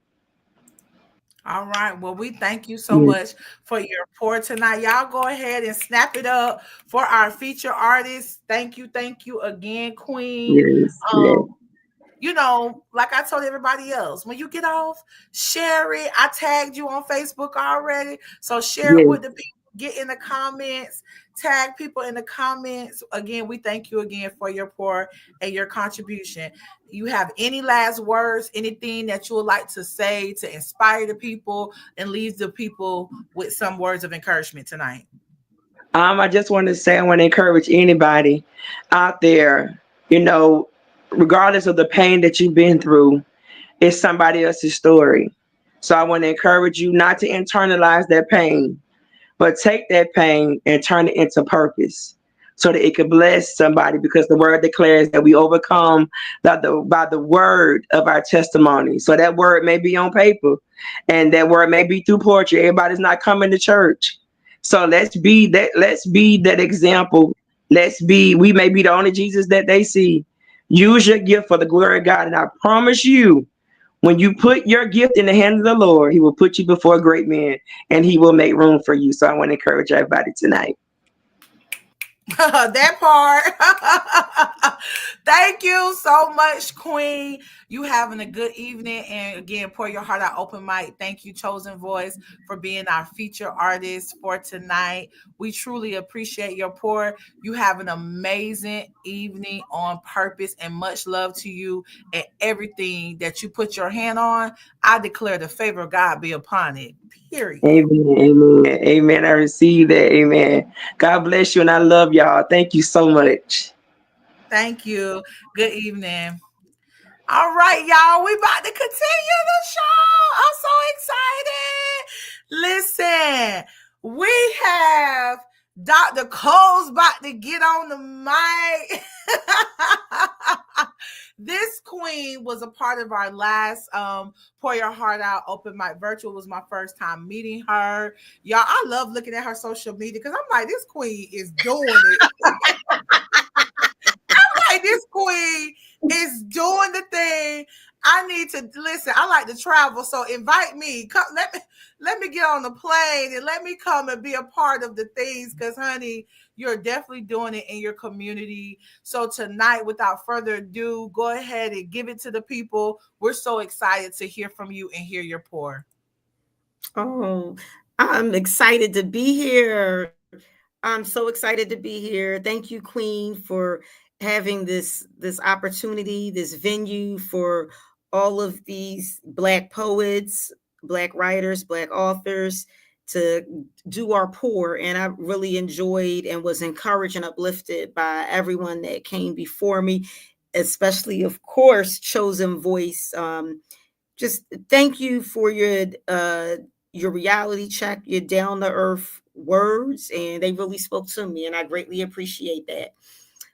So, as Nakenyia said, Dr. Sakella Coles here, right outside of Philly in Pennsylvania, and I am an author. I'm also an educator, a community organizer, a former local elected official, and a proud mother of 2 young adults. So my only poetry book that I wrote, because my other books were actually more fiction, but my poetry book that I did write and publish last year was called Chocolate Girls Poems. Chocolate Girls Poems, because life can be poetic. And life can be poetic. That is so very true. Today, April 24th, is actually my daughter's 20th birthday. And my family and I had took my daughter out to dinner for her birthday, and I raced home. I told them I gotta dial in by 8:15, and I want to do it from my computer so I can, have all of my situation together to do my pour for this pour your heart out open mic virtual event. And so as a result, since it is my baby girl's 20th birthday, I am going to be doing a poem that I wrote the end of last year that's entitled Letter to Our Daughters. And it's dedicated to my daughter Celicia. And like I said, her birthday actually was today. She turned 20. And it's also dedicated to my niece Kemet, who turned 20 a few weeks ago. So the twin cousins, we sometimes tease and call them. But anyhow, this pour is entitled Letter to Our Daughters. Hey, young queen, I'm so proud of you. I love how you take time in everything you do. I can't believe how fast you have grown up over the years. Not so long ago, you were in middle school and I was wiping away your tears over petty fights with a frenemy that used to be a friend. Y'all used to argue and then make up over and over again. I remember your first sight of your blood and us having that conversation of womanhood. I love your fierce independence, your stylish looks, and how you aren't afraid to share your voice. Everything about you impresses me, especially how you continue to make the right choice. Continue to follow your hopes and dreams. You know what's best for you. No matter what a loved one thinks, they don't know all that you've been through. Don't fall into the traps that some young people pursue. Don't focus on the wrong things. Stay true to you. As a mama, knowing how sick this world can sometimes be, the attention your full lips and hips receives scares me. But then I remember all that you have survived as a child of mine. And I'm instantly comforted knowing you will be just fine. And that was Letter to Your Daughters. Yes, ma'am. That's it. I have another short poem. Yes, go ahead, Queen. Thank you. That poem was super You. short. So Okay. go ahead and give us one more piece because you got 5 minutes. So go ahead and give us one more piece. Thank you so much for your pour. So this poem is entitled Why Do I Feel Powerful? And it's a poem dedicated to what we might consider our haters. Okay. Why do I feel powerful? They all looking at me, questioning me to the T. I'm laughing quietly, not out loud, but holding my head up, all proud. Others are wondering where my strength emanates from. They tested me, tried me, hated me, thinking I wouldn't come. I'm switching along in my dress. Meanwhile, some of them looking a hot mess. I'm grinning from ear to ear, not caring about what anyone may hear. I push my braids to the side, letting my chocolate face smile wide. Then I wink and wave as I walk right by. No reason to be in fear, hide, or cry. I feel this great power in me, and I don't even know how it came to be. Why do I feel powerful? Someone, or even everyone, might ask. It's because I'm the product of great African lineage that will always outlast racist, sexist, or otherwise hateful talk, and I will continue to walk the walk. And that And was I why will do I feel powerful. continue. Yes, ma'am. And I will continue to walk the walk. Listen, I did like this. I pushed my braids like this. I did. Oh my, y'all gotta I had, visualize. I have my braids listen. in that for the summer. I pushed my braids to the side on that one. Queen, thank you so much for your pour. Now, I do see there you have authors of A Chocolate Girl, right? So, is that some of your literature? How can we get that? Yeah, so the Chocolate Girls poems, because life can be poetic. You can go to my website, which is www.dr and then my name, Sekela Cole. So that's www.drssekelacoles.com. They can also, to be transparent, also be purchased as Amazon. When you're at Amazon.com, you can go to my author page under my name, or if you're at Amazon, just put in Chocolate Girls Poems and it will come. Actually, quite a few of the books that I wrote will come up.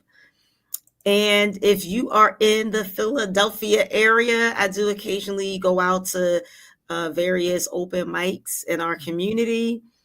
And yeah, and Nakenyia, if you were in the Philly area, we have to go out and do something together. Or we'll talk offline also about doing some other virtual stuff as well. Yes, I know let's we do have a it. lot of similar thoughts and interests, and so we need to make that happen, Queen. Yes, but yeah, let's do it. I'll pack a suitcase in a minute. I'm in Florida, but okay. I'll pack a So when you come suitcase. up here, you stay with me. I'm an empty nester. They at college, and even when they come home, you got a room. So okay, so you my new bestie because I'm an empty nester too. Okay. yes. So, and then also I'm on Facebook. Nothing Glamorous, just my name, Sekela Coles, SEKELACOLES, my personal page. And then I do have a page, a public page, apart from that, which is just under Dr. Sekela Coles. It's a page that I had when I was an elected councilwoman. Just kept that page and just changed the councilwoman to my professional title of doctor. I'm on Instagram with under just my name. I don't check it as much or as often. And yeah, so that's it. I'm also on LinkedIn. Listen, under my name. Big surprise. You better give these credentials. Yes, ma'am. So, what is a word that you want to leave with the people? Some words of encouragement. What would you like to leave with the people? And so I want to leave with the people that you are powerful, you are beautiful, and always to speak positive into you, into your presence, into your environment. Speak positive, and just remember that your individual growth and path is very different from everyone else's. And do not let other people that do not know your story and have not walked your path discourage you. Just know, just know the greatness that you carry, because you got to think, as Black women,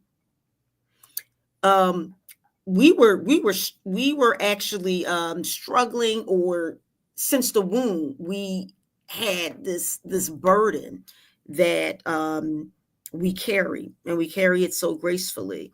We carry it gracefully as educators, mothers, sisters, aunties, grandmothers, nurses, organizers, people that are picking up the pieces, the cleanup people, doing everything. And this preceded us. This is, back from our ancestors' time. But just know that as Black women, we are so strong, graceful, and powerful.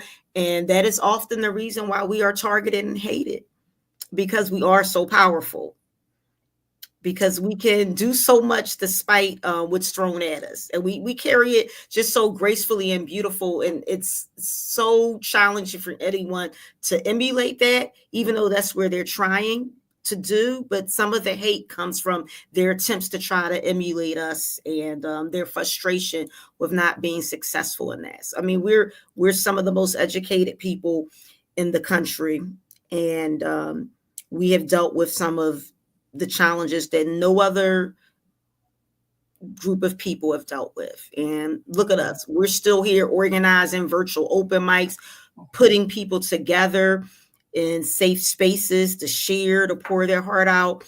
And it's just, we're amazing. So don't ever doubt yourself. Thank So that you was a for lot more that. than the word. I apologize, Queen. No, thank you. Thank you. That was your time. That was your time. I said encouraging words because some woman needed to hear that. So thank you again, Queen.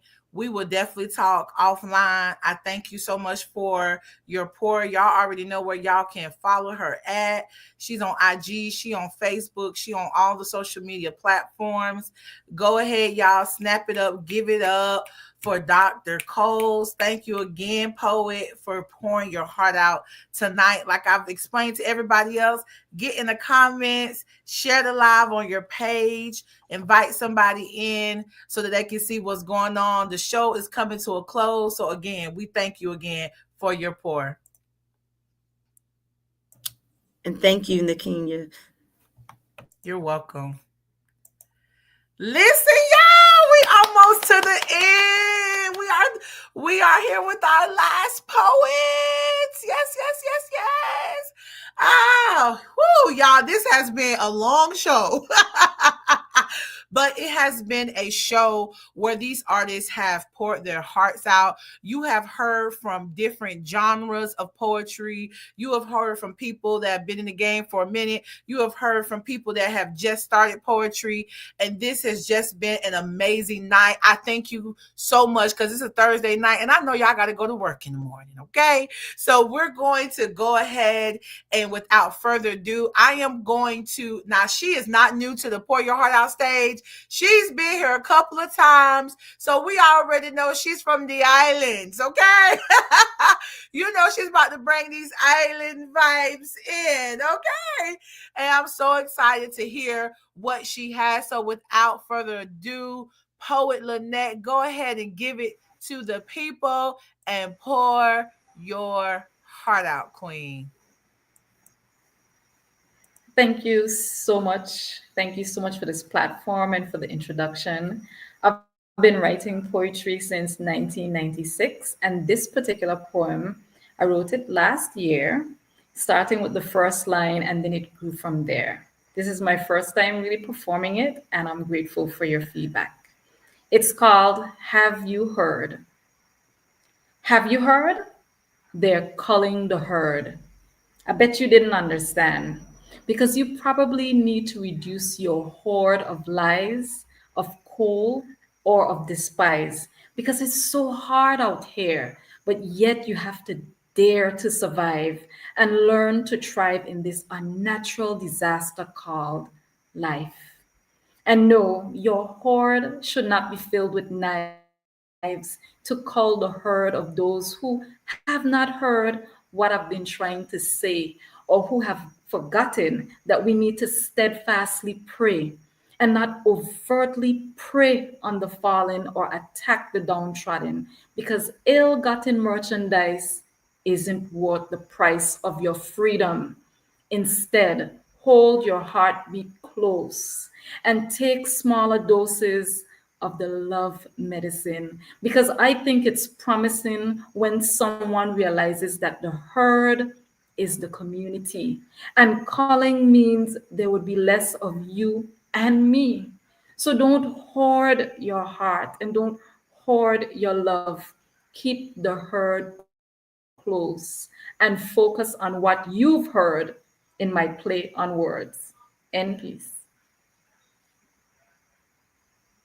Yes, ma'am. Y'all give it up for Lynette. Listen, now you got 5 minutes. So if you got like a little short piece that you want to continue, you could go ahead and take advantage of your 5 minutes, Queen.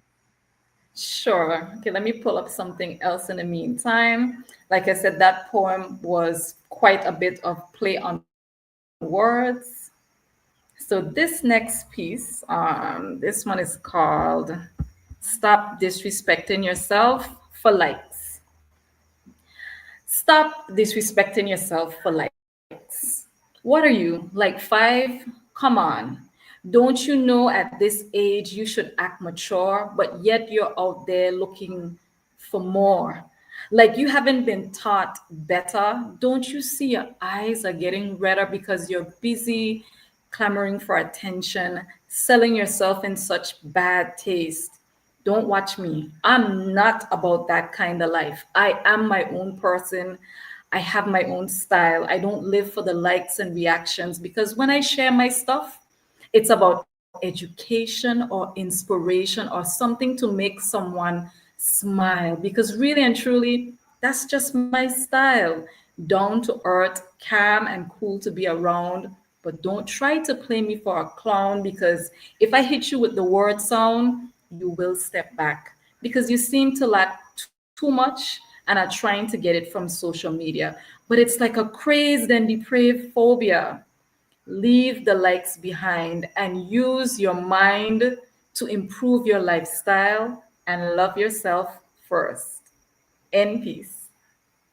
Yes, ma'am. Listen, it sounds like you be on Clubhouse when you say the end. Y'all give it up for poet, blogger Lynette. Listen, thank you so much for your pour tonight. I know you're not new to the stage. I've heard your poetry. My favorite piece is the one when you do about Michael Jackson. I love that piece. I still remember that. I still remember that piece to this day. That piece was so beautiful. So if you can tell our audience, where can we find you on social media so that we can follow you? Sure, I'm very easy to find. You can find me easily at LA Rapsat. That's me on most of the Facebook, Instagram, Pinterest. On LinkedIn, it's my full name, Lynette Rapsat, because of course that's the place where you need to be more professional. And I Yeah. also have a Facebook business page, Lynette Inspire VI, and that's Lynette with an I and not a Y. With the I and not a Y. Y'all heard the queen. Would you like to give any last words of encouragement to our audience? Of course, I always love any opportunity to just share two things to the poets and writers out there. Always remember that words written and hidden, they are no use. Please share them and let someone peruse. And to everyone else who's listening, always remember to invest in what grows you. And that's it. Thank you. Now that was for me. Absolutely. Thank you so much for your pour. Thank you again for your contribution to this virtual open mic. We definitely love to see you on. Thank you for always supporting the open mic. Thank you for always being a part of the open mic. It really, truly means so much to me and also our audience. Go in the comments, share the broadcast with someone, let them know that we're still on. We are down to our last few poets. We are down to our last few poets. We're going to go ahead and go on to our next poets. I'm going to take you off stage. And again, thank you so much for your pour. Thank you. You're welcome. All right. right, y'all. We are down to our last few poets. I'm so excited. I'm so excited. Our next poet, let me make sure that she's on stage. I think she has a stage name. It is, let's see. We have Kiana. I believe I'm saying it right. So if I say your name wrong, please, like don't charge it to me. It's Kiana. I have Kiana up on the mic next. This poet, I don't know her personally, but I definitely am so excited to hear from her. So without further ado, if you can unmute yourself so I can know which one you are. Is it the Creative Truth? Yes. Okay, Creative Truth. I see you with the locks, Queen. I love it. I love it. Thank So without you. further ado, go ahead. You basically will tell us how long you've been writing, and then tell us about the poem that you're about to perform, and then go ahead into your piece. Go ahead and pour your heart out. Okay, so my name is Kiana. I do have a stage name of Creative Truth. The piece that I'm about to do is called Moving Day.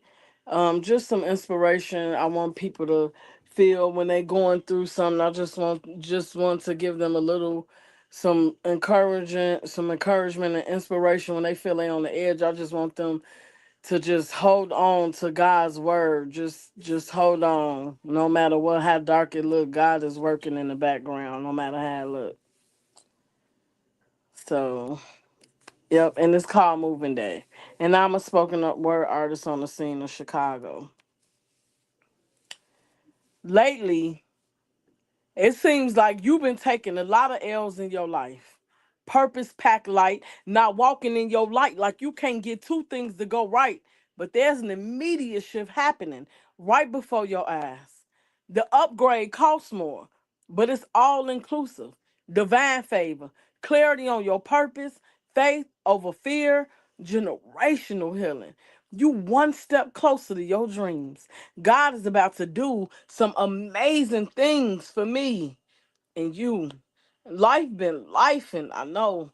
And you've been carrying some heavy loads that's far beyond your control, and your exterior shows. You've been silently suffering so long. Your shoulders sore from soaking in sorrow, from carrying burdens, believing that you could keep everything from going wrong. But when it comes to you, you bottle up that pain because the ones that claim to care only lend a listening ear to become a running mouth to display your hurt. As often as they do, RIP t-shirts. Various things have kept you from soaring. You've lost loved ones, and I know it hurts. But hold on to the memories. They're so proud of you. Wear your success loud. You deserve it. I need you to believe in God's word as it was written specifically for you and me on your darkest days. I can assure you God won't go astray. Submerge yourself in his word. Praise God during your storm. We've gotten out of the norm of giving him everyday thanks. We seem to only submit to God when all else fails. We use him as an emergency brake. Well, we're on the edge right before the break, but you're in the best hands. He's better than all state. God be GPS, God protect and serve always. And you can reach him on the main line. When your bestie or family decline you from the cell and the landline, he's always on time. You trying to figure out your lane when he already has you aligned to your purpose. Unearth your confidence. Stop asking people to show up for you. Your name is in rooms you haven't stepped foot in. You got strangers rooting for you. Your name. Your name hold weight. Your talents. Your talents are valuable. I can't believe you thought about giving up because you missed the blessing and the lesson. Stop letting depression win best dressed with no effort. I come against doubt, worry, fear, anxiety, and depression. You got to fixate your mindset to only positive things. You got to overdose on faith with your biggest dreams.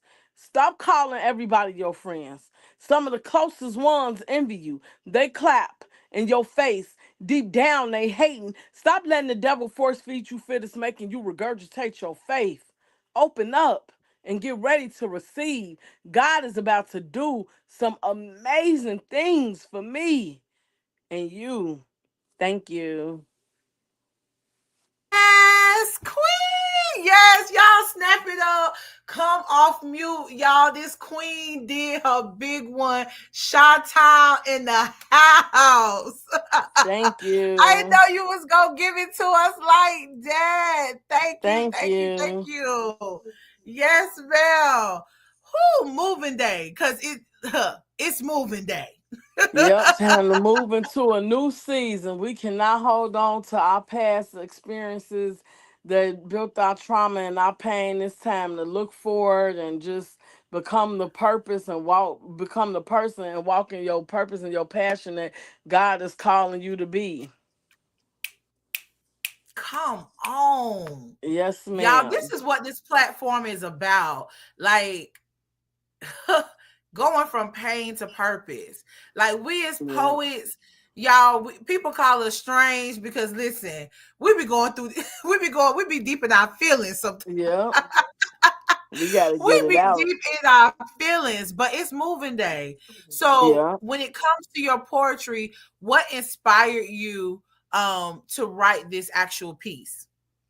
So this actual piece, I just know that, everybody go through, the ups and downs, but sometimes for some of us it just seemed like you taking L's back to back to back before stuff get greater later. So I just want to really offer some inspiration and encouragement for people, when it's really looking dark, just to give them something just to hold on to a little while longer until you see your breakthrough.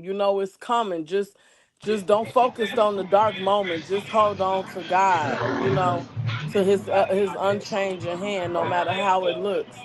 So I just wanted to be the inspiration, for that. And that's why I named it Moving Day. So we could move into a new season regardless of how dark it is. Absolutely. Thank you so much, Queen, for your pour tonight. Like I have told the other artists, get in the comments, tag your people, let them know you perform so they can screenshot you and shout you out, do all the good things. We thank Okay. you for your contribution tonight, for pouring, for giving us that such amazing piece. Do you have any last words of encouragement for our audience? Just no matter, keep God first regardless of anything. Consult with God in everything you do. Just keep him first and hold on to your faith and just keep moving forward.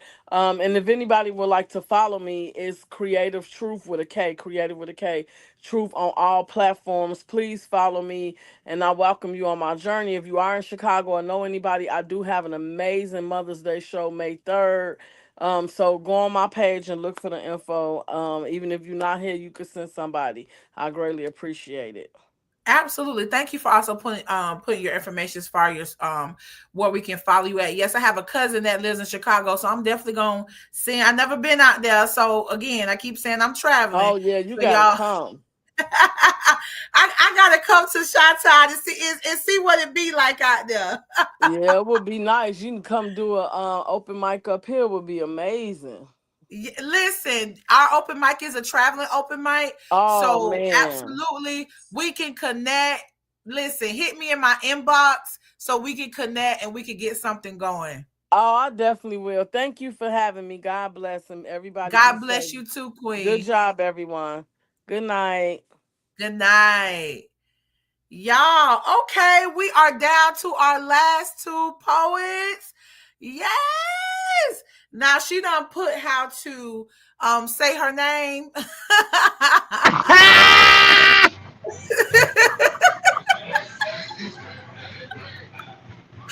This queen, listen, this queen said, let me give you the phonetics because you're not about to mess up my name.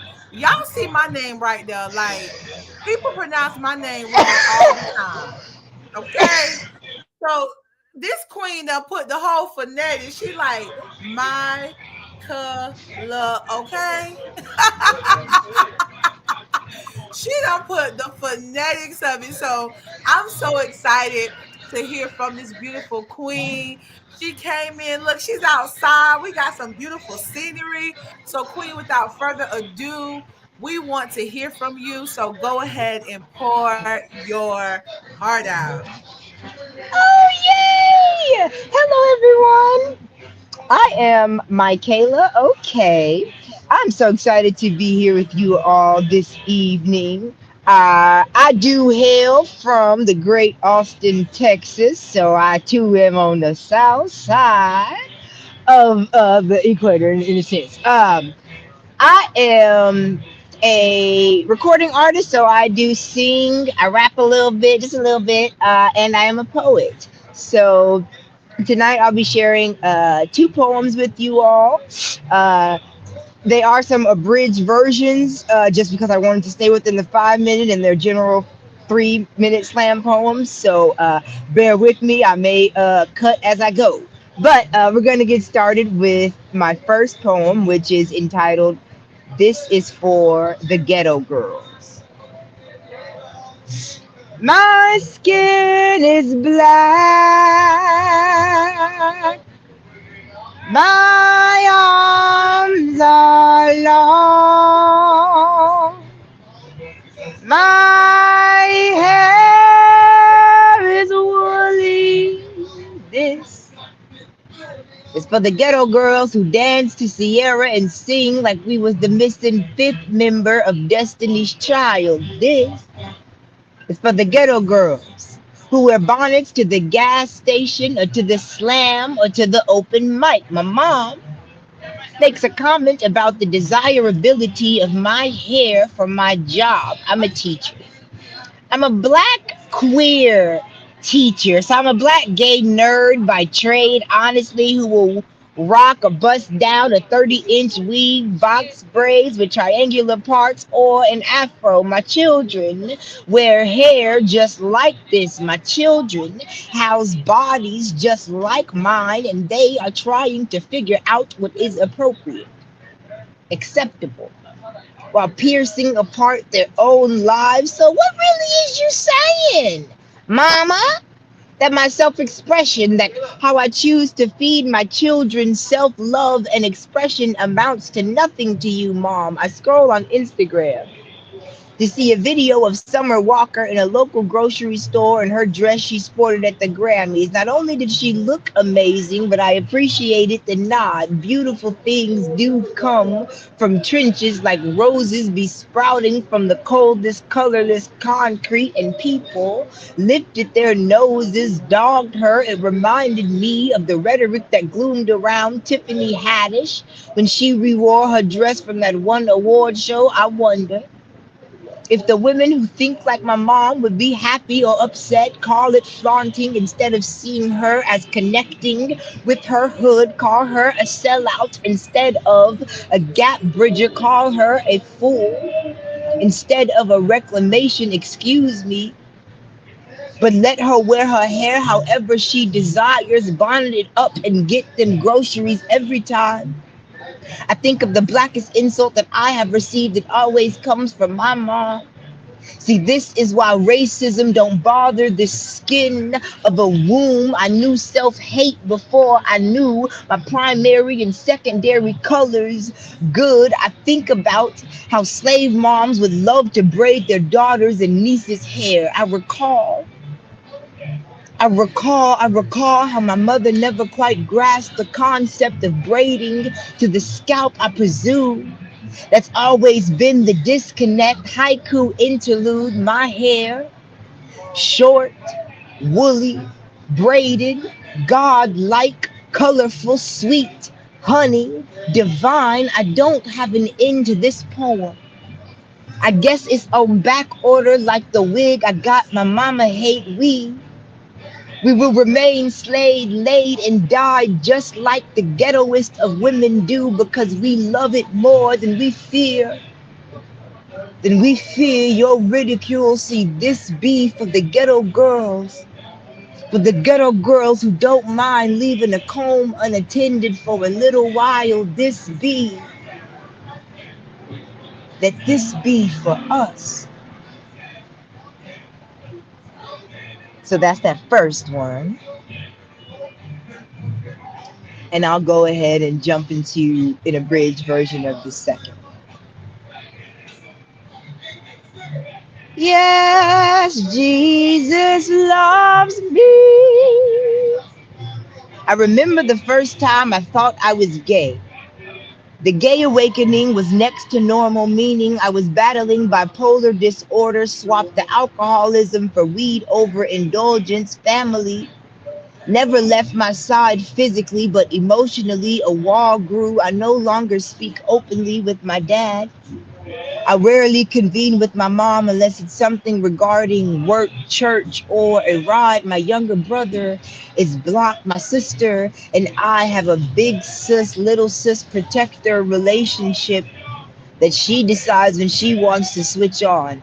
So I'm left drowning by my own demise or by what led me to the ground, led me to struggle. Either way, I'm screwed because I'm 3 months behind on rent and I don't know where the money's going to come from. So I pray and I try to fundraise and I don't know why I'm still here, why I get up every morning and believe in something or believe in myself. But I do know one thing, and that's walking in these queer accepting spaces fixes a piece of me.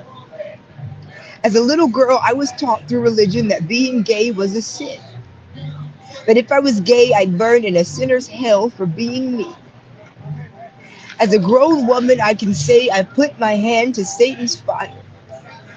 I watched as my family forsook me for being gay.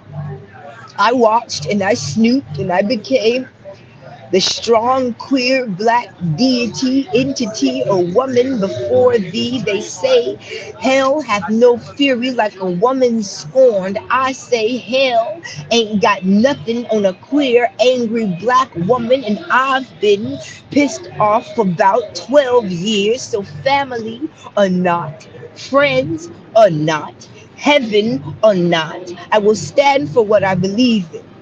I will stand in all of my queerness. I will stand in awe of me, for I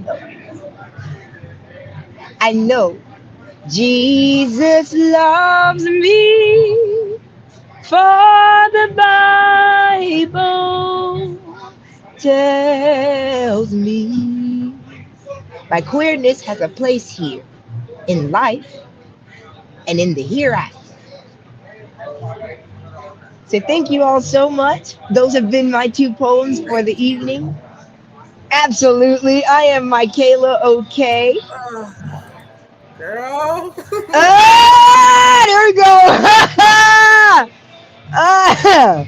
Yeah, don't do that to me. Ah. Thank you so much. Wow, wow. That's ooh, that response is really Uh, big. yeah. I Thank you. champion my work to focus specifically and intently on black issues, queer issues, and then black queer issues alike, right? So that's what I Yeah, decided I was gonna key in on tonight. So I really hope you all have enjoyed that. I definitely enjoyed it. I tagged my son in the comments Yeah, um because definitely he can definitely relate. And I always remind him like, baby, you my son, baby. And and I'm gonna flaunt you loud and proud. yeah, Okay, period. oh yeah, got to, man. So thank you so much for your pour. Thank you for that piece. It literally has brought me to tears. Um it's definitely going to give a perspective because what religion teaches us and what religion Yeah, shows us versus what God is, and God is come on, love. Like it can come be definitely on, yep. people can battle with that. And like y'all already know me, I'm unfiltered, so I don't play them type of games. This space is for everybody, for all Yeah, walks of life. I know I am called to this work. So your piece definitely reminded me of what I am called to and why I do this work. So thank you wow, so much, wow, Queen, for wow. that Thank piece. you. Um, Thank you so much. And you welcome back to our platform at any time, okay? At Thank you any so much. time. I'm definitely yes. Since I connected, I have been watching, and I'm so glad that I was able to gain this opportunity to come and speak tonight. If I may, I'm gonna plug myself real quick. Yes, go ahead and give your credentials and give us some words of encouragement. Absolutely, thank you so much. So, on the out key, on the out note, I would just like to say that as I mentioned, I am very thankful for spaces that I can come to and speak particularly about Black queerness in those issues that affect my heart and my mind so heavily. I am a scholar, so I have my master's degree in communication in African American rhetoric. So I spent a lot of time on the scholarly end of this, and I once began about a year ago, year and a half at this rate, doing spoken word and poetry competition with Austin Poetry Slam. And that's when I really keyed in on the creative side of it and was able to get in with my singing, my music, rapping, and uh, poetry. And so you can find me on Instagram at ok.peace. So that's OCAII.peace, or Michaela OK Poet Try. I do believe that in all I'm doing, I'm always trying. And so that's the sentiment behind that Instagram name of Poet Try. Um, you can find me there. Like I said, I am 3 months behind on rent. That is not just a line. That is true. So if you are able to help in any manner, I can also shoot my cash app. But thank y'all so very much. I am super excited to continue watching from the live. And if I may, just last words, a bit of encouragement is just to keep going. My back is up against the wall right now, right? I'm facing what would you say, a writ of possession. So they like on the verge of evicting me from my apartment, the space that I'm in currently. But I just keep my faith in God, oh God, and I keep my faith in myself that He has instilled in me for me. I believe that is something that we all should do and key in on, and just continue to believe in yourself while you are putting your faith in God. I don't want you to believe that you can't do or get through whatever it is that you are battling, because you can, you are equipped.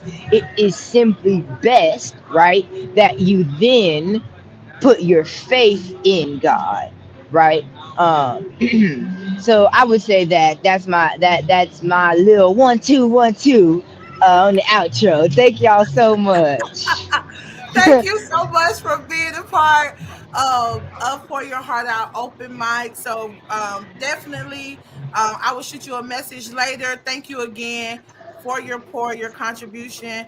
Your piece definitely was inspiring, and I do speak the favor of God that everything that concerning your life, that there's favor, that there's prosperity, and everything that you have sown in tears, that you shall reap in joy.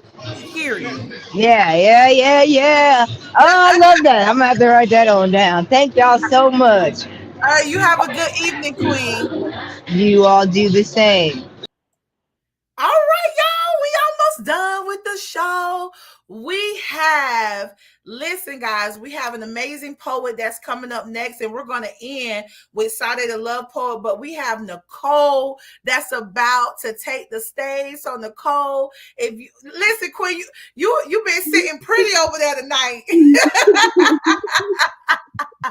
You've been sitting pretty over there tonight. So I'm so excited to hear from you. Listen, she was consistent. She was like, did you get my Facebook yet? Because and y'all, I have other people that man my email. So I'm like, nobody have responded to her yet. So I'm like, dang, let me hurry up and respond to her. So I'm so excited to hear from her tonight. So without further ado, Nicole, go ahead and pour your heart out.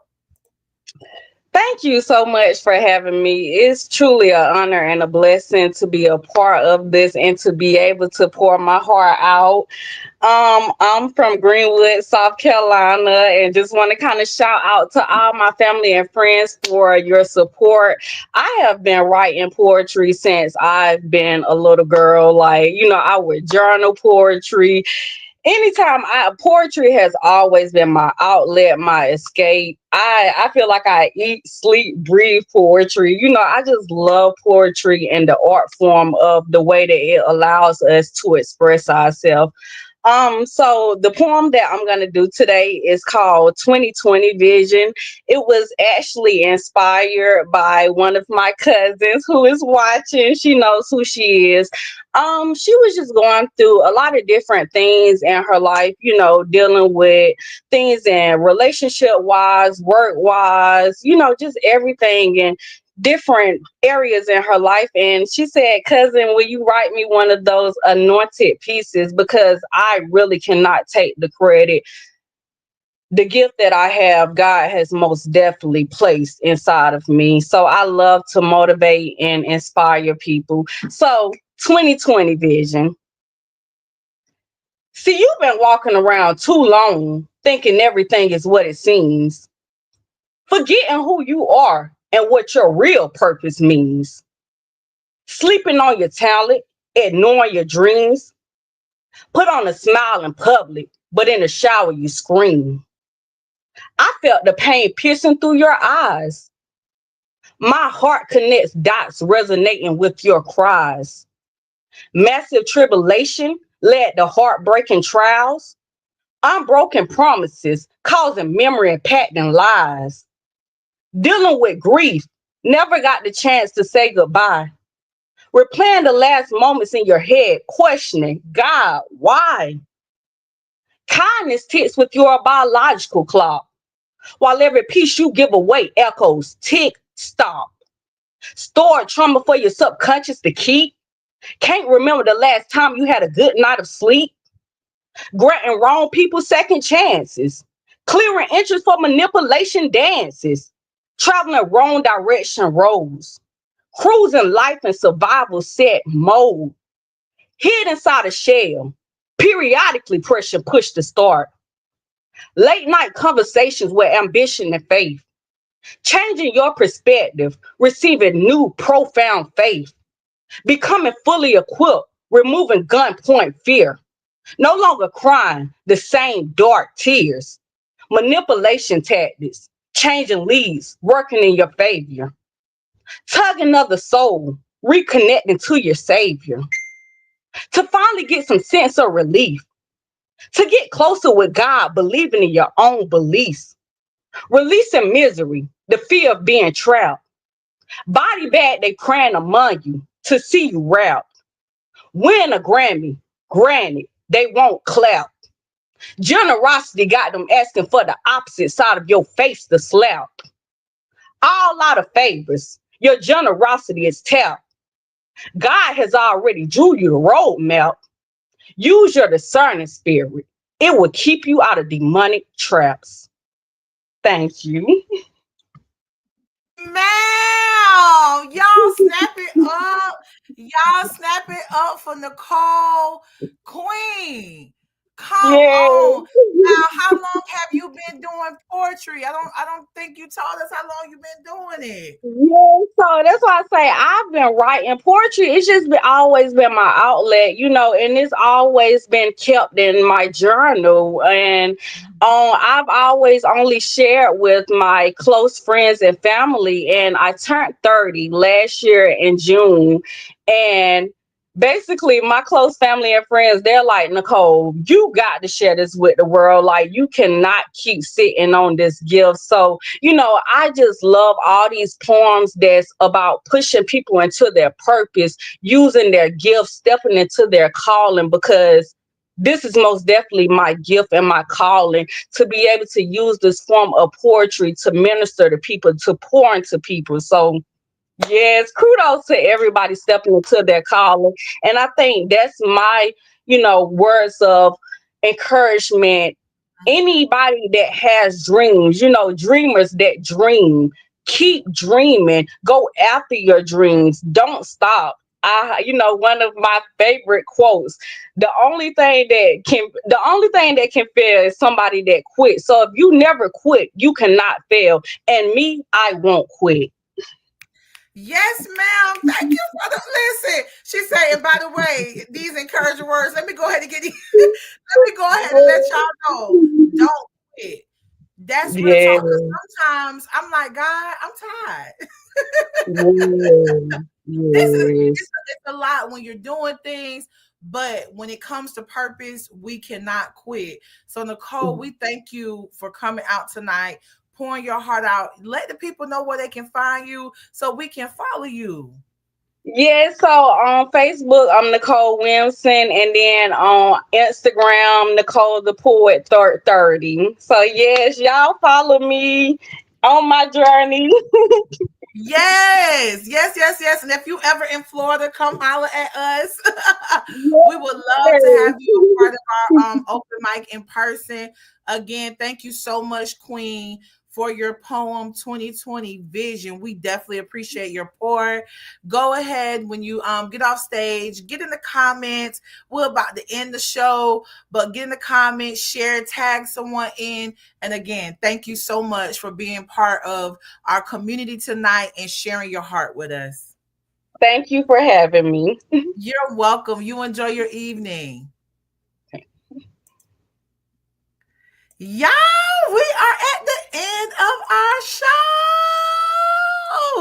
I'm so excited to introduce our next poet, y'all. So, our next poet now, this is my mentee, and I haven't heard her in a while, so she better not play tonight.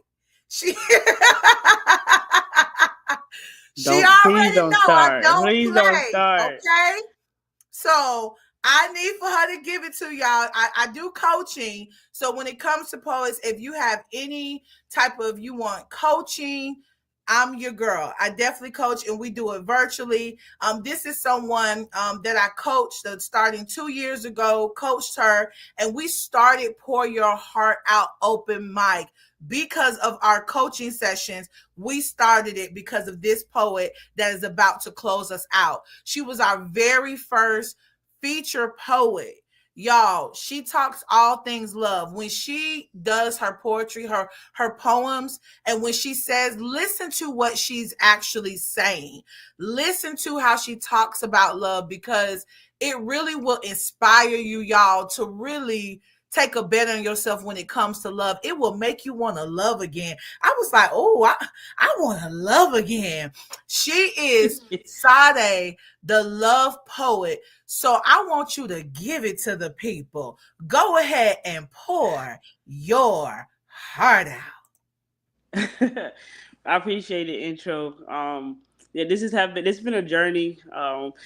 Writing poetry has, really allowed me to be able to give back to the community and just allow me to share my love stories with everyone. I know that sometimes, we don't always feel the love, so want to be able to give that to people when they're not feeling it or, when they're looking for something or a piece of them that's missing. So this poem is a fan favorite. I want to play some music, so Ms. Key, if it is a little loud, just kind of give me something in the comments. But this is called "I Want to Love." This was Miss Kia's favorite poem, so I'm gonna go ahead and give it to you guys. I want to love so extraordinary that our consistency will speak for our smiles, and everyone else will coexist in a world that is only created for you and me. Nah, I want to love so authentic that our laugh shares the intimacy of how much pain your heart is really hiding. Then I can show you how many creative ways I will love on your imperfections. Ooh, I want to love so deep that I would run out of oxygen trying to show you how much love God stored in me. So when you enter into this room, make sure you have enough capacity for me. I want to love so rooted that I would plant my feet like seeds beneath your soil so that you would know that I chose you. Then I would embrace you the same way the roots embrace the earth so you can see how grounded I am for you. I want to love so connected that your silence is a voice I will always hear. That way, our love can be in exchange for all of your fears.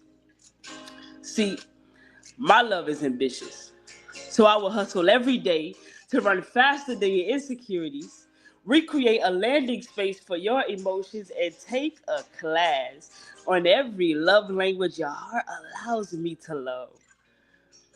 Now, since Pour Your Heart Out has become my R&B album, this song will be our favorite track. So if our love gets lost, you'll always find your way back. Finding the extraordinary smiles, where our love became so authentic. Then I'll dive deep in our emotional connection where we are rooted in a place the world will never forget. That way our ambitions can run past the first place we met. Love. You know I'm over here screaming. That's my baby, y'all. That's my listen. Snap it up. Y'all see, listen. I'm telling y'all, that girl good. Oh, listen, the love poet. So let us know, let the people know, like, what inspires you to write from that place and want to spread love through your poetry. Give us some, give us a little insight of what's going on with that. I think that a lot of people focus on the negative aspects of love. I really think that we dive deep into the things that love isn't. And sometimes we forget what love actually is. And sometimes I think that when we are looking for love, we are looking in all the negative things that, are in our face. And sometimes, love isn't going to just hit you in the front door or, smack you in the face and say, I'm here. Sometimes you actually have to find that place that always reminds you that love is warm and love is embraceful and love can be joyous, no matter whether that is relationship and self love. About 3 years ago, when I battled with some depression, I was really trying to find myself and figure out how to put myself in a place of always grounded in me. And that goes from feeling like I always needed to have somebody around me to be joyous and to find love or to feel love. But one thing that I did in that time was journal, and I talked to God a lot, and I still do. And the one thing that I learned is that, like, love is kind. Love is, the smile that you see every morning. Love is when you walk out of bed and you look at yourself without brushing your teeth. When your hair is not, feeling well, you have to find the foundation of wherever love meant to you. And I created my own definition of what love looks like. And I think Ooh. for my poems, whenever people read them or they hear my poems, I want them to feel like they are in the fantasy of whatever love looked like to them. So when I was first doing this, I remember we talked about, I wrote a letter of what I wanted love to feel like and what I felt like when I wrote my poems, and it was like, I want to be on the stage, whoever you visualize in that moment when you're asking and looking for love. So, I think that sometimes, again, like, we create an image and we live it for so long, we don't know how to get out of that place. And my poems are to show people that love is super embraceful and giving and charming and beautiful. It gives people that feeling, and if it doesn't, at least it'll spark something or find a fire in somebody where they can say, "Dang, she really kind of gave me a different perspective of what love looks like," because I want to be able to linger, on everyone else. And sometimes the love poet don't feel love, and you have to find it.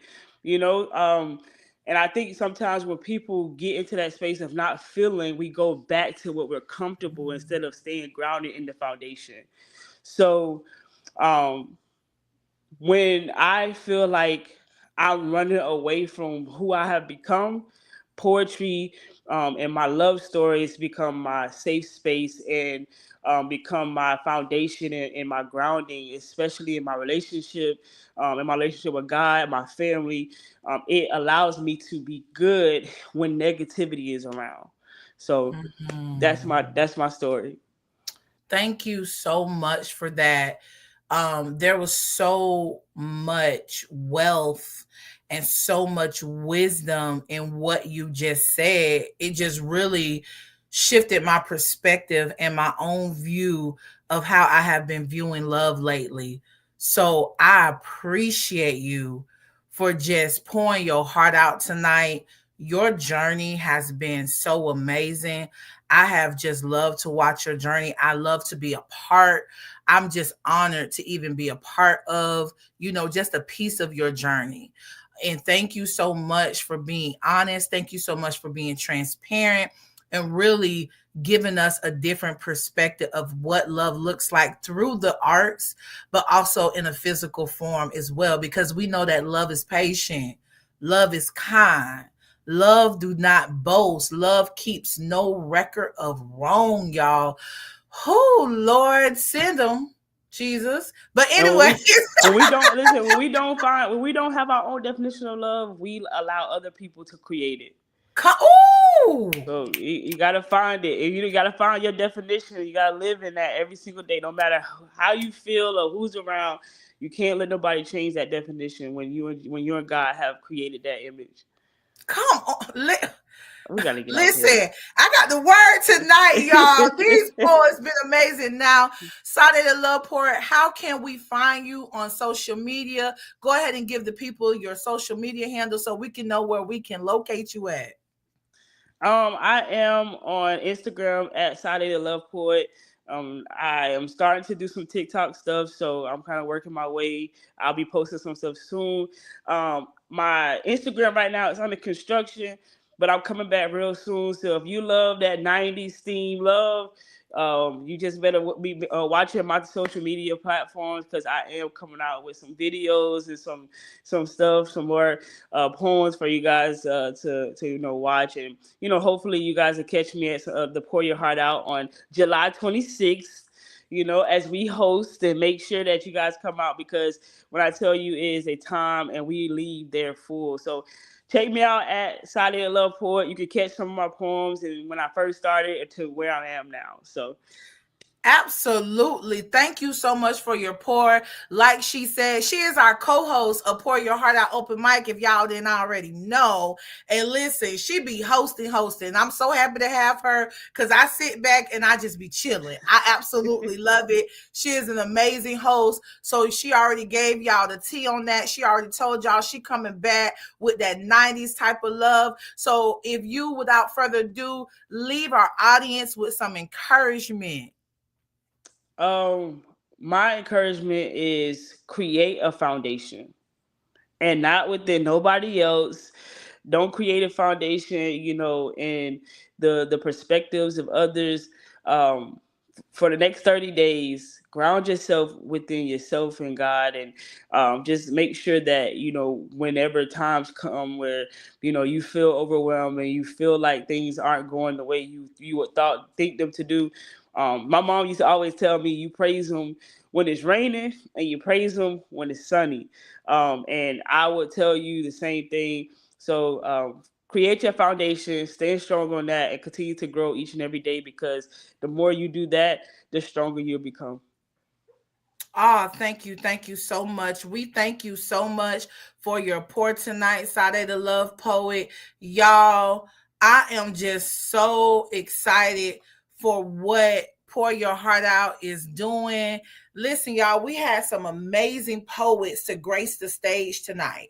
We had Sade the Love Poet. Y'all, I'm about to get the list because I got to shout these different poets out because they came through tonight with the fire. We had King Soul. We had Kevin Grant. We had Nikki. We had Giovanna. We had Mr. Throw It Off. We had Martin. We had Felix. We had our feature artist, Come On, Chosen Voice, Mother Lotus, Sakella Coles, L.A. Rabsat, Kiana, Michaela Okay. We had Mrs. Nicole Williamson, and last but not least, Sade the Love Poet. So we thank you guys for tuning in to another episode of Pour Your Heart Out Open Mic Virtual. Like I told you guys, we are coming back. We have a live in person on July the 26th. Tickets go on sale June 1st. These events are always sold out. It's going to be in the beautiful city of Lakeland, Florida. So if you're out of state, y'all go ahead and catch a flight. Go ahead and catch a flight. And after that, guys, this October, we have the Creatives Retreat. So to all my creatives, whether you're a poet, whether you're a singer, whether you're a painter, if you are creative, this retreat is for you. We have 2 dynamic days. So these 2 dynamic days, we're going to talk about business. We're going to talk about how you can monetize when it comes to the art of poetry. We're going to have 6-figure earner poet come and give us the sauce on how you can monetize when it comes to the poetry space. We're going to dig into inner healing and emotional wounds. And then on the last day, y'all, we're going to hit the Pour Your Heart Out open mic stage. So to all the attendees that come, you're basically going to be the Pour Your Heart Out open mic on that last day. We have limited spots. We only have spots for 10 poets. We're going to be in a mansion in Central Florida, y'all. Y'all gonna get y'all massages, all the things. Deposits right now are only $100. So if you want the link, go ahead and head to Pour Your Heart Out open mic page and hit us up if you want more information. We will be posting it on our page. Y'all already know what it is. This your girl, Nakenyia Cherie, winning souls through the art of poetry, declaring Jeremiah 29:11 over your life and mine. For he knows the plans. I'm just walking in them. Y'all go ahead and check this video out.